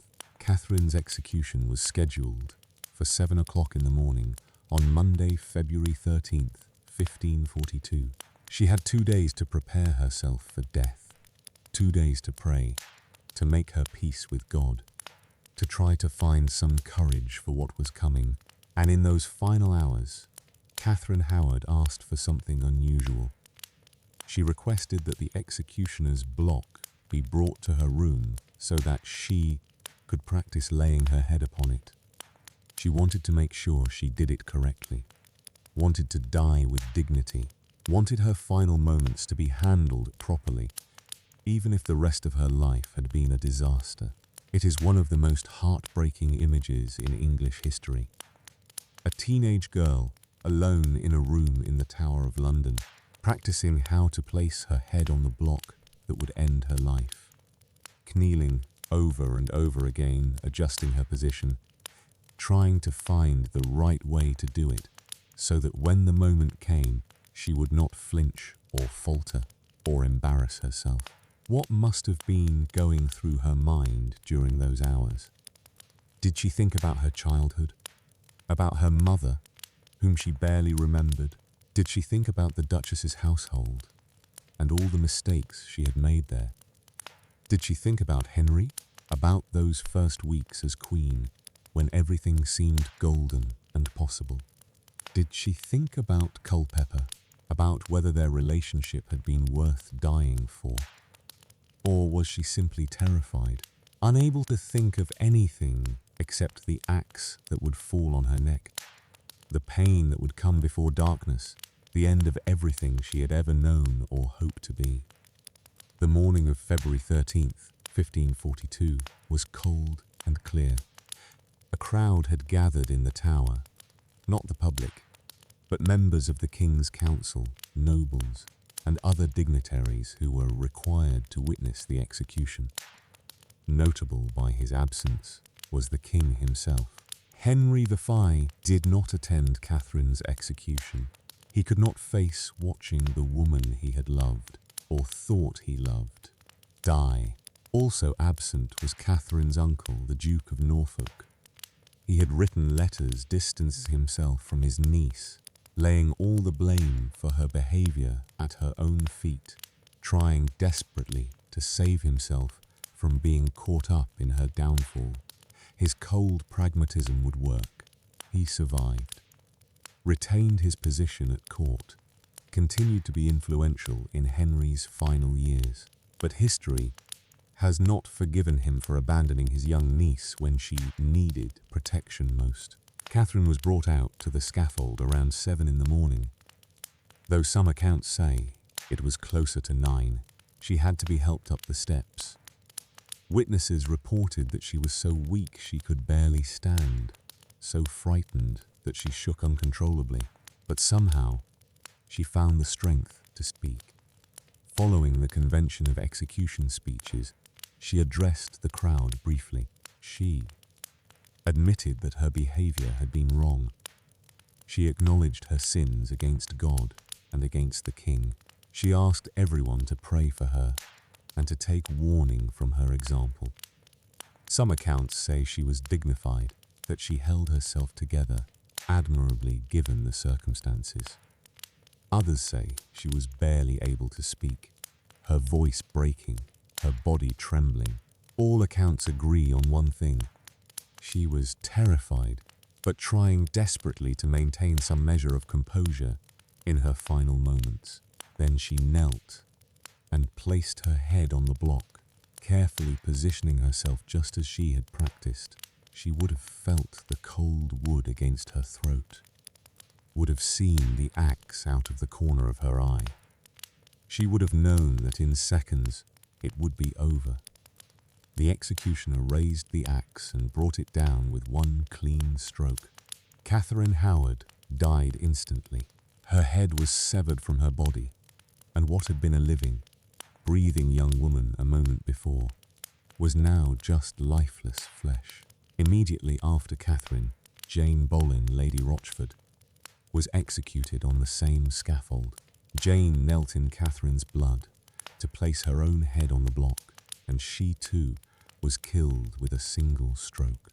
Both women were buried together in an unmarked grave in the chapel of St. Peter ad Vincula inside the tower, the same chapel where Anne Boleyn and George Boleyn lay. Catherine's cousin and her cousin's husband, executed 6 years earlier, were now joined by Catherine and the woman who had helped facilitate her affair. Catherine Howard was probably 19 years old when she died. She had been queen for less than 2 years. She had lived through circumstances that would have challenged even a mature, experienced woman, and she had been thrust into them as a teenage girl with no preparation, no guidance, no real understanding of the dangers that surrounded her. Hello, wonderful listener. Welcome to the final part of Catherine Howard's story here on channel Name. Over the past 2 parts, we've walked with Catherine from her neglected childhood to her terrifying final moments on the scaffold at the Tower of London. Tonight, we complete her journey by exploring how she has been remembered and misremembered through the centuries. This is a story about legacy, about how we tell stories about the dead, about how our own values and judgments colour the way we see the past. Catherine has been called everything from a foolish girl to an innocent victim to an abused child. She has been judged, condemned, defended, and reinterpreted countless times over nearly 500 years. Tonight, we'll explore all these different versions of Catherine Howard, considering what her story reveals about power, gender, and the impossible positions women have been placed in throughout history. We'll think about what it meant to be a woman in Tudor England, and how our understanding of her life has evolved as society itself has changed. Before we begin this final part, I'd love your support in growing this channel. If these peaceful historical journeys have meant something to you, a simple like helps others discover these stories. And I'd genuinely love to hear your final thoughts. After hearing Catherine's complete story, how do you think she should be remembered? Share your reflections in the comments. I read and appreciate everyone. And if you haven't subscribed yet, please join our community for more calming explorations of history's most fascinating figures. Now, let's take one last journey with Catherine Howard, not through her life this time, but through the centuries of memory and interpretation that followed her death. Let's begin! On that cold February morning in 1542, after the executioner's axe fell and Catherine Howard's brief life ended, the world simply moved on. The court continued its elaborate routines as if nothing had happened. The king, who had raged and wept over his wife's betrayal, now threw himself into finding a new bride with disturbing speed. Henry VIII would marry once more, taking Catherine Parr as his 6th wife just 16 months after Catherine Howard's execution. Catherine Parr was older, wiser, more experienced than Catherine Howard had been, and she had the good fortune to outlive Henry, who died in January of 1547, his body so enormous that it took 16 men to carry his coffin. But in those immediate weeks and months after Catherine's death, there was a great silence around her memory. Nobody wanted to talk about what had happened. The Howard family, desperate to distance themselves from the scandal, tried to pretend Catherine had never existed. Her uncle, the Duke of Norfolk, never mentioned her again in any surviving correspondence. Her father had died before her downfall, sparing him the pain of watching his daughter executed as a traitor. The properties and jewels that Henry had given Catherine were redistributed to others. Her apartments in the various palaces were cleaned and prepared for the next queen. The clothes she had worn, the things she had touched, the marks of her brief presence in the royal court, all were erased with efficient thoroughness. In the official records, her name appeared only in the bill of attainder that condemned her and in the accounts of her execution. She was not given a proper funeral, not honoured with the rituals normally accorded to a Queen of England. She was simply buried in an unmarked grave and forgotten, or so it seemed at the time. But memory is a strange thing. Stories have a way of persisting, even when people try to suppress them. And Catherine Howard's story was too dramatic, too scandalous, too tragic to disappear completely. Within a few years, people were telling tales about her.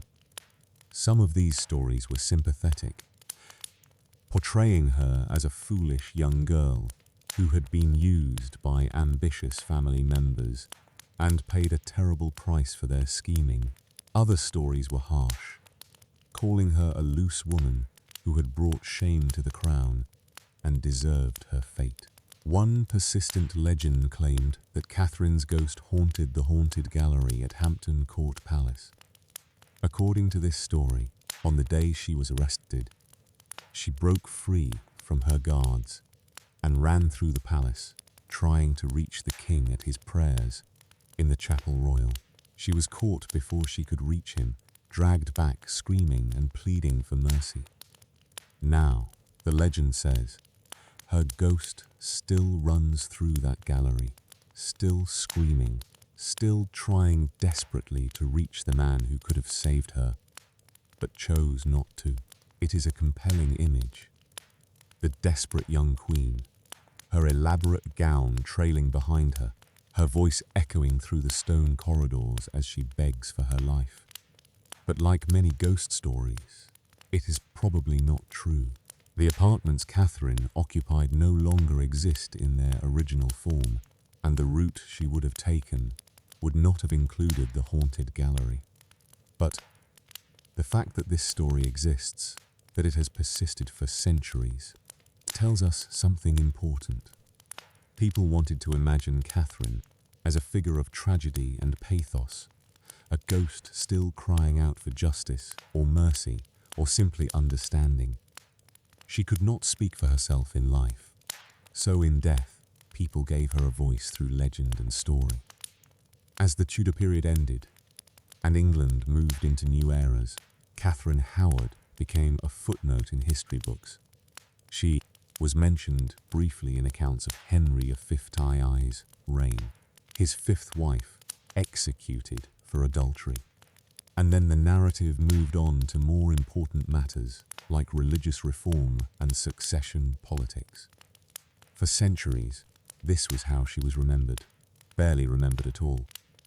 A minor character in Henry V's story, not worth detailed attention, not considered important enough to warrant serious historical study. The Victorian era, that period in the 19th century when Britain was ruled by Queen Victoria and social morality became rigid and judgmental, had very clear ideas about how women should behave. Women were supposed to be pure, modest, obedient, devoted to home and family. Sexual behavior outside of marriage was not just wrong.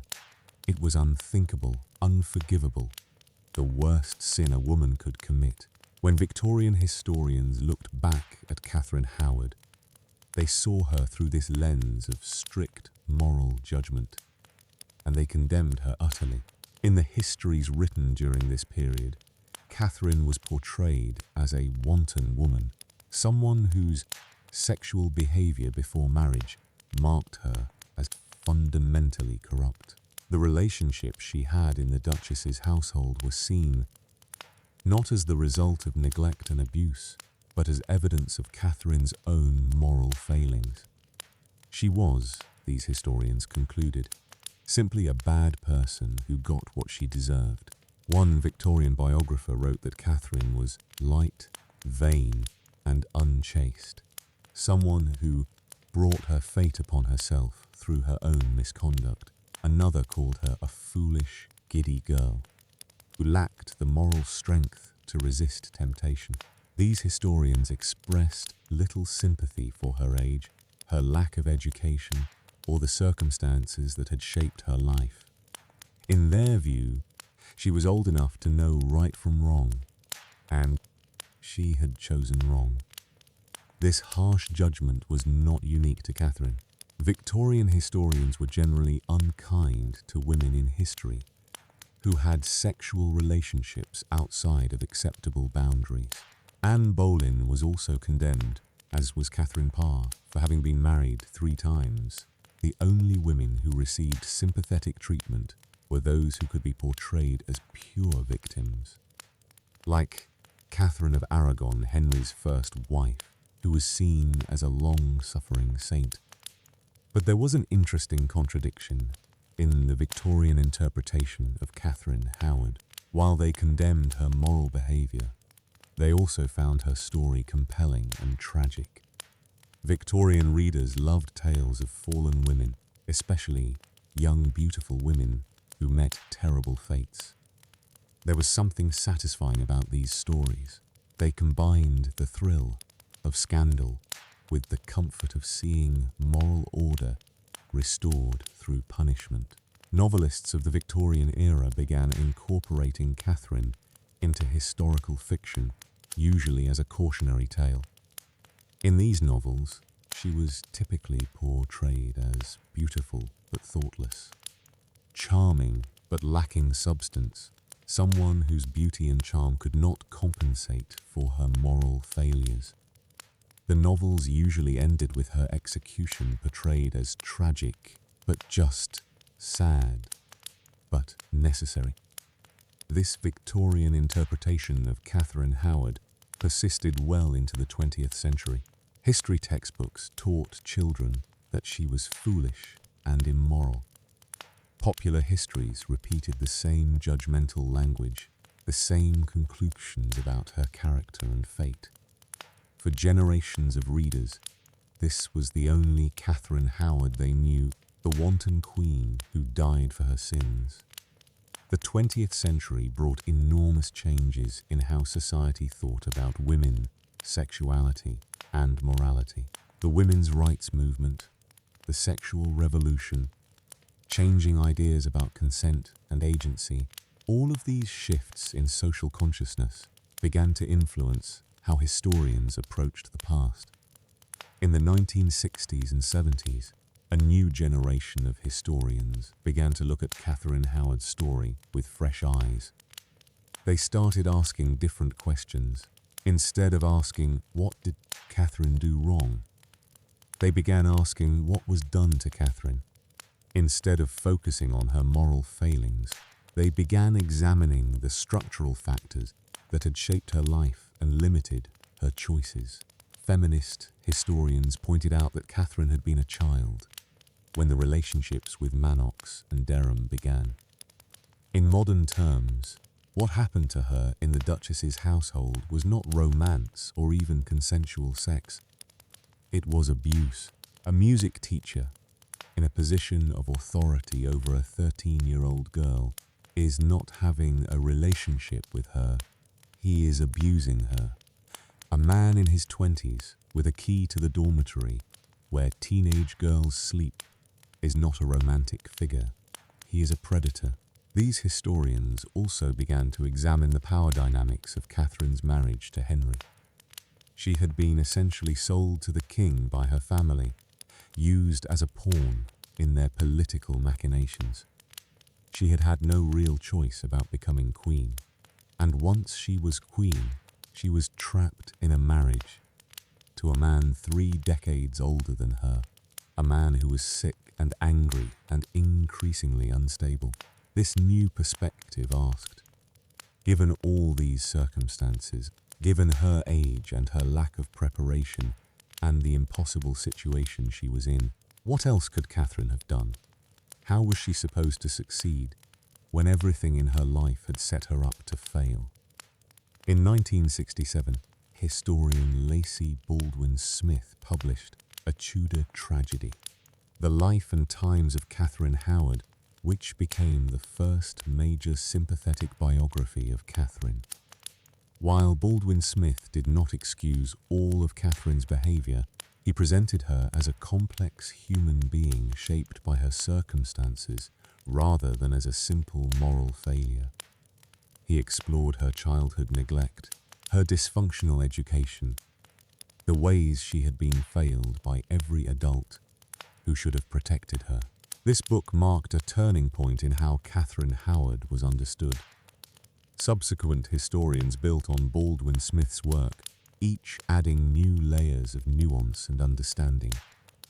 By the end of the 20th century, the old Victorian judgment of Catherine as a wanton woman had been largely replaced by a more sympathetic view of her as a victim of her family's ambition, victim of an abusive household, victim of a society that gave women no power and then blamed them when they were destroyed by powerful men.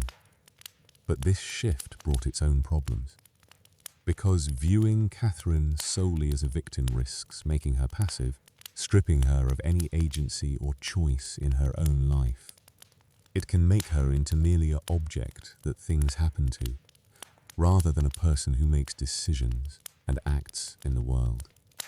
The challenge for modern historians has been to find a balance, to acknowledge the very real ways Kavrin was victimized, while also recognizing that she was a human being who made choices, some good and some bad, within the limited options available to her.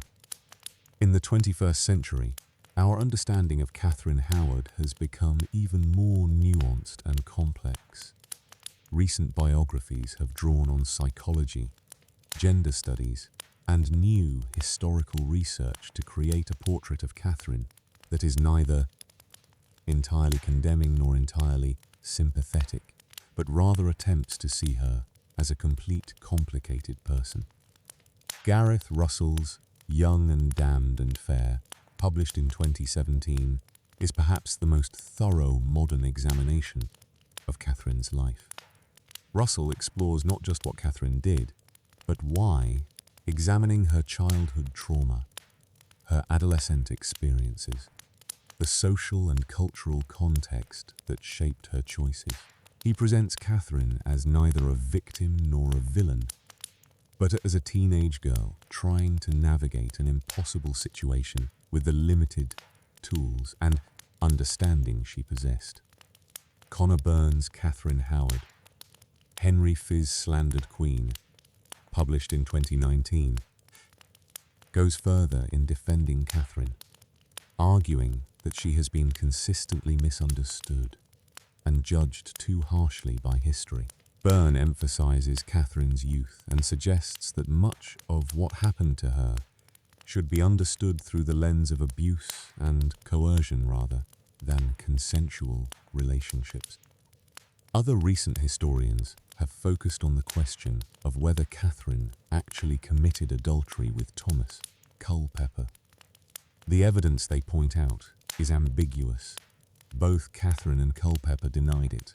The letter Kavrin wrote to him does not explicitly mention any sexual relationship. It is possible, not certain, but possible, that they merely talked, that their relationship was romantic but not physical, that Kavrin was executed for a crime she did not actually commit. This uncertainty matters because it affects how we understand Kavrin's story. If she did commit adultery, then she knowingly took an enormous risk and paid the ultimate price. If she did not, then she was executed essentially for having feelings, for writing a letter, for meeting privately with someone, none of which actually violated any law, though all of it was certainly unwise for a queen. Modern historians also emphasize the ways Kavrin's story reflects larger patterns of how women were treated in Tudor England. She was not unique. Many women of her era were married off young to men they barely knew, were used as pawns in political games, were punished harshly for behaviour that would have been overlooked in men. Anne Boleyn, Catherine's cousin, had been executed on similar charges just 6 years earlier. Both women were destroyed, not primarily because of their actual actions, but because powerful men needed them gone.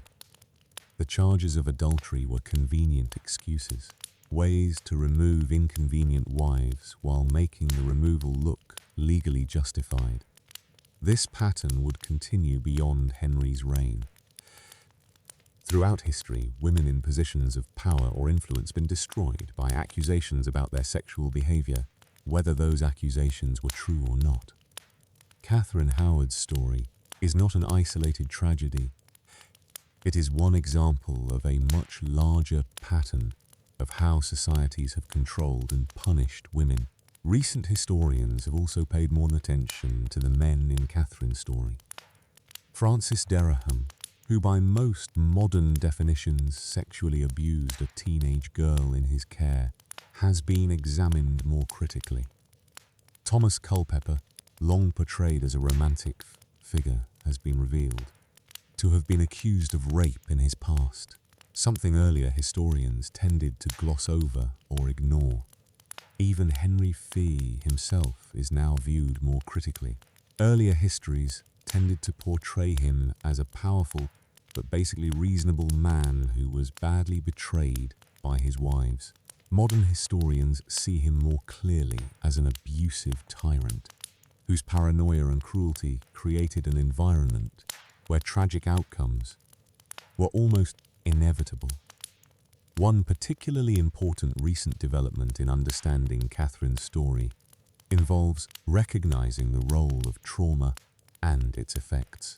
Modern psychology has taught us that people who experience abuse and neglect in childhood often struggle with self-destructive behavior, poor judgment about relationships, and difficulty recognizing danger. Katherine's pattern of behavior, seeking validation through male attention, making risky choices, seeming unable to protect herself, all fit this pattern.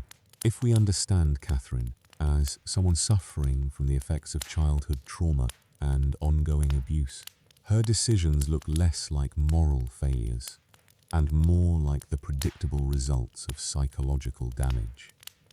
This does not excuse everything she did, but it helps explain it in a way that is more compassionate and more accurate than simply calling her foolish or immoral.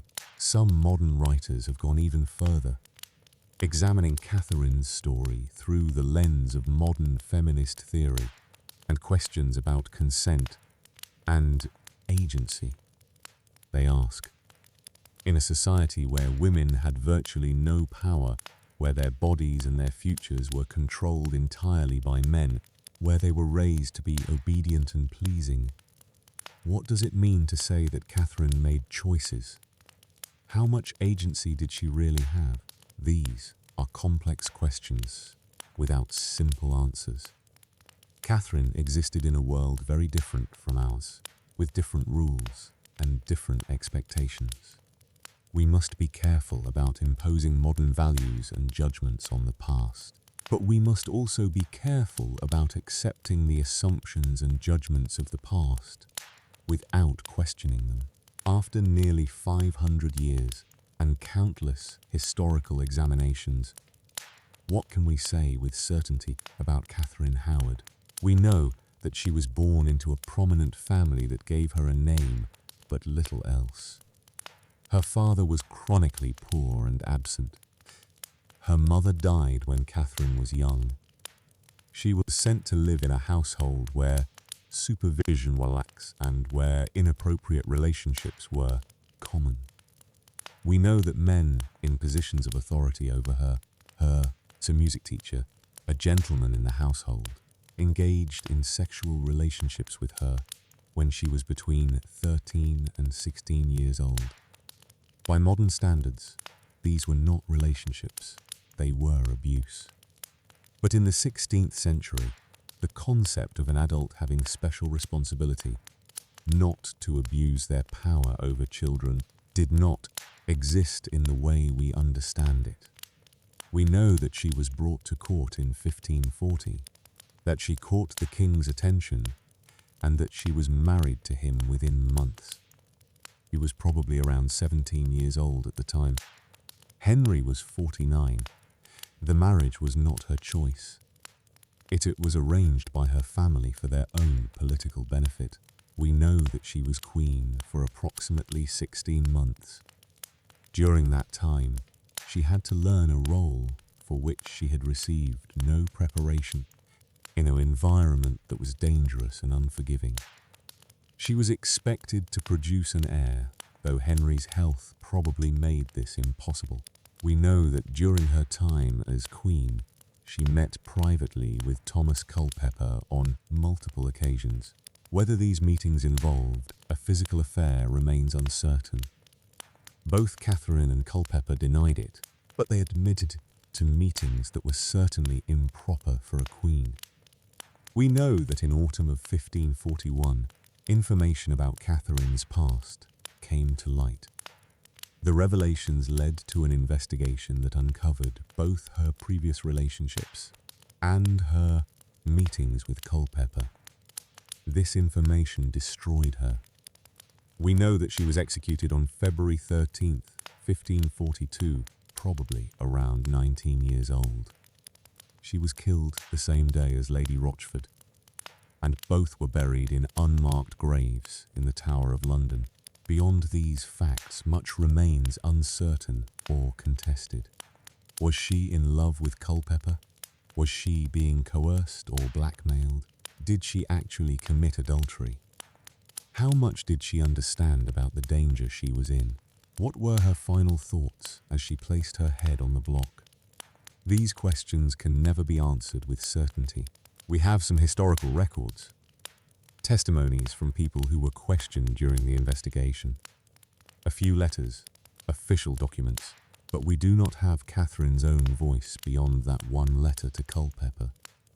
We do not know what she thought, what she felt, what she hoped or feared or dreamed. What we have instead is interpretation.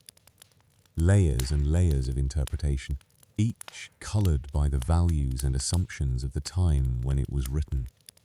The Victorians saw a fallen woman. Mid-20th century historians saw a political pawn. Modern scholars see a victim of abuse and structural inequality. All of these interpretations contain some truth, but none of them can fully capture the reality of who Catherine Howard was. A real person, as complex and contradictory as any real person, living through extraordinary circumstances with the tools and understanding available to a teenage girl in the 16th century. So what is Catherine Howard's legacy? What has her brief life and tragic death contributed to history? On one level, her legacy is simply that she was one of Henry V's 6 wives, part of the dramatic story of that king's marriages and the religious and political upheaval they caused.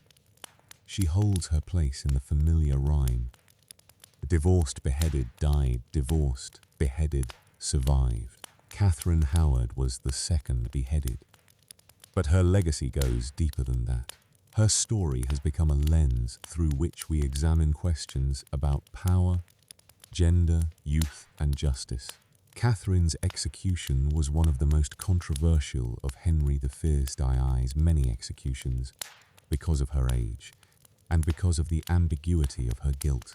Even at the time, some people questioned whether she deserved to die. Over the centuries, that questioning has intensified as our values about justice and fairness have evolved. Today, when we look at Catherine's story, we see a young woman who was failed by every system that should have protected her. Her family failed her by neglecting her childhood and then using her for political gain. The legal system failed her by creating a new law specifically to ensure her execution. The king failed her by being unable to see beyond his own wounded pride to recognize her youth and vulnerability. Catherine Howard's story has become a cautionary tale. Though not in the way the Victorians intended, it is not a warning about the dangers of sexual immorality. Rather, it is a warning about what happens when society treats women as objects rather than as people, when young girls are given no protection or guidance, when power is so concentrated that one person's anger can destroy lives without accountability. Her story also raises important questions about how we judge historical figures, especially women. For centuries, women in history have been evaluated almost entirely on their sexual behavior, while their intelligence, courage, political skill, or other qualities were ignored. Men in similar situations were judged by different standards. Thomas Culpeper, who admitted to intending to commit adultery with the Queen, was executed, but he is generally still in historical texts as a tragic figure, not as a traitor or villain. Henry VIII, who executed 2 wives and terrorized all the others, is still often portrayed as a strong king rather than as an abusive tyrant. But Kavrin and Anne Boleyn have been subjected to endless moral judgment, their sexual behavior discussed and debated in ways that would never be considered appropriate for male historical figures. This double standard reflects broader patterns in how women throughout history have been treated and remembered. Modern re-examinations of Katherine's story are part of a larger project of reconsidering how we tell history, whose stories get told, and how we judge the people of the past. By looking more carefully and more sympathetically at figures like Edmund Howard, we learn not just about the past, but about our own assumptions and values. Katherine's legacy also includes the popular fascination with her story. Books, films, television series, plays, and documentaries have all told versions of her tale.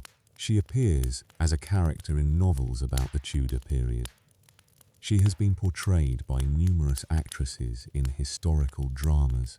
This ongoing interest in Katherine's story speaks to something timeless about it. The basic elements: a young woman, a powerful older man, family ambition, secrets from the past, a tragic ending. These are themes that resonate across centuries and cultures. We see ourselves in Katherine's story, or we see people we know, or we see patterns that still exist in our own world.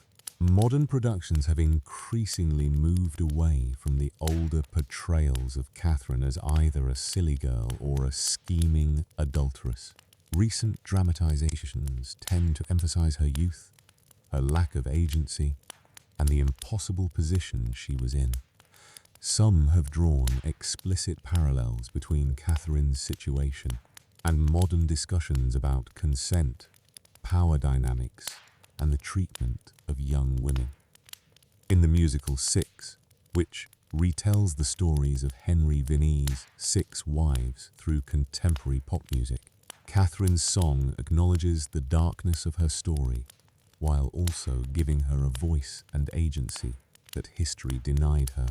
It is both entertainment and a kind of posthumous justice, allowing Kavrin to speak for herself in a way she never could in life.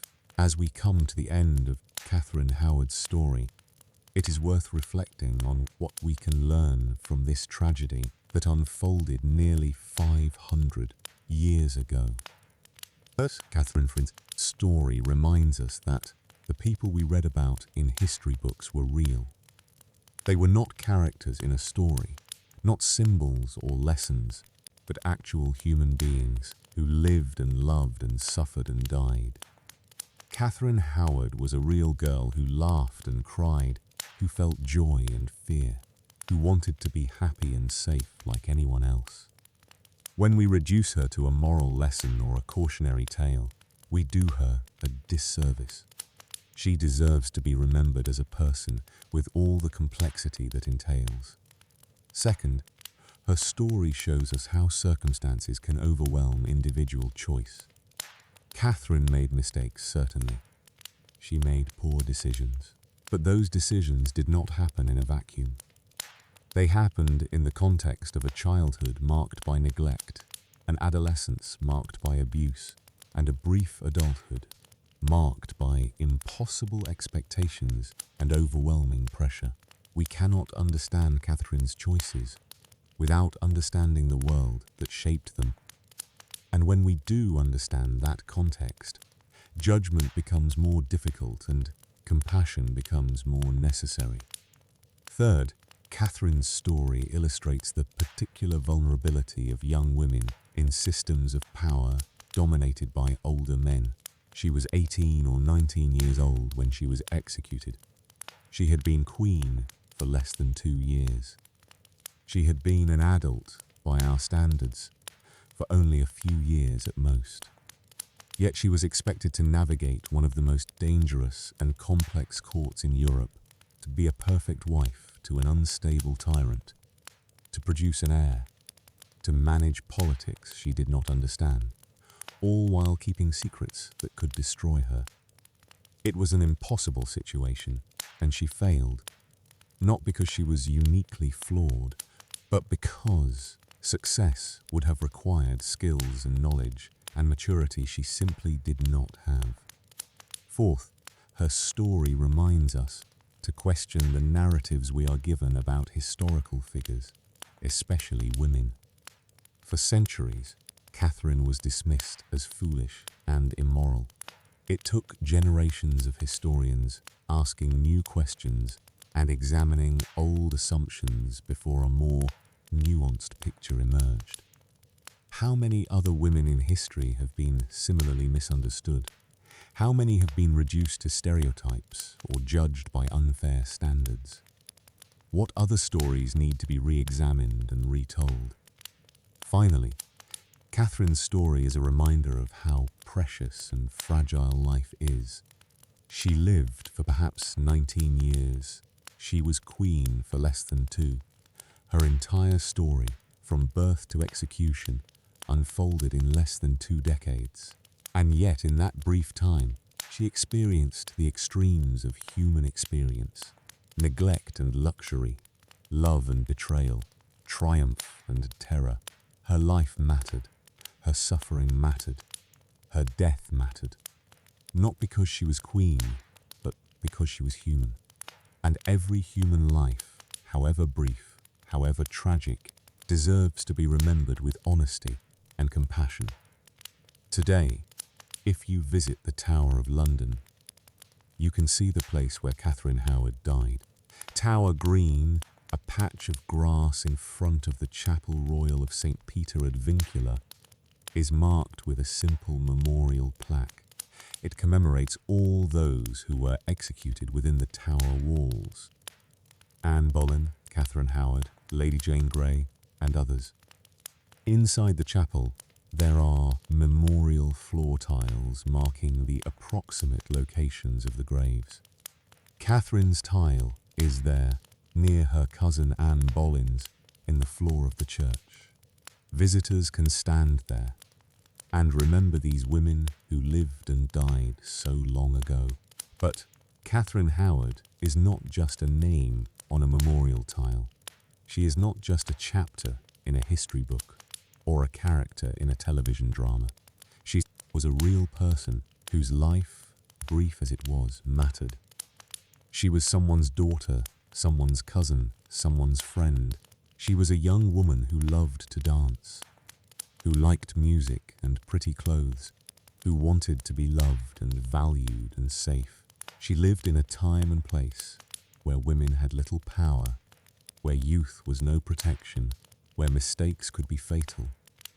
She made some poor choices, but she was also failed by every system and every person who should have protected her. She was used by her family, exploited by men in positions of power over her, and ultimately destroyed by a king who valued his own pride more than her life. Her story has echoed through nearly 5 centuries, told and retold, interpreted and reinterpreted by each generation according to their own values and understanding. She has been condemned and defended, judged and forgiven, dismissed and studied intensively. And through all of this, she remains a figure who compels our attention and our empathy. Perhaps the most important thing we can do for Catherine Howard now is to remember her with honesty and compassion, not to excuse everything she did, but to understand the context in which she acted, not to make her into a symbol or a lesson, but to recognize her humanity, not to judge her by modern standards or by Tudor standards, but to simply acknowledge that she was a real person who suffered real tragedy. She was young, She was flawed. She was used and abused, and ultimately destroyed by forces far beyond her control. She died terrified and alone, her head on a block, her life ending before it had really begun. This was Catherine Howard. This is her story. Not a fairy tale, not a morality play, but a piece of real history. Sad and complex and human. And so we come to the end of Catherine Howard's remarkable and tragic story. A life that began in obscurity, rose to the heights of power, and ended in terror and darkness. From the neglected child in the Duchess household to the teenage queen on the scaffold, we have walked with Catherine through every moment of her brief existence. Her story stays with us, not because it is unique, but because it is timeless. The themes that run through it, power and vulnerability, youth and experience, the consequences of mistakes, the ways systems fail to protect the most vulnerable. These remain relevant today. We see Catherine's story repeated in different forms across the centuries, right up to our present moment. Perhaps that is why we still talk about her, still write about her, still try to understand her. Because in understanding Catherine Howard, we understand something about how the world works, about how it has always worked, about the ways people have been hurt by systems of power throughout history. She deserves to be remembered, not just as Henry VI's fifth wife, not just as another victim of Tudor politics, but as herself. Catherine Howard, a real person who lived and loved and suffered and died far too young. Thank you so much for spending these 3 parts with me here on channel, exploring Catherine Howard's life in all its complexity and tragedy. If this story touched you in any way, I'd be incredibly grateful for a like. It truly helps others discover these peaceful historical tales. And I'd absolutely love to hear your final thoughts in the comments. How do you think Catherine Howard should be remembered? What did her story make you think about? Your engagement means everything to this channel and helps us grow. If you haven't subscribed yet, please consider joining our community of sleepy history lovers. We have so many more fascinating stories waiting to be told, more remarkable lives to explore, more gentle journeys through time. From ancient queens to medieval knights, from forgotten revolutionaries to famous figures seen in new ways. There are endless tales to discover together. As you drift off to sleep tonight, perhaps spare a thought for that young woman, nearly 500 years in her grave, whose brief and tragic life still has the power to move us, to make us think, to remind us of our shared humanity across the centuries. Sleep well, dear friend, and may Catherine Howard's story stay with you in your dreams, not as nightmare, but as a reminder of the preciousness of life, the importance of compassion, and the enduring power of memory.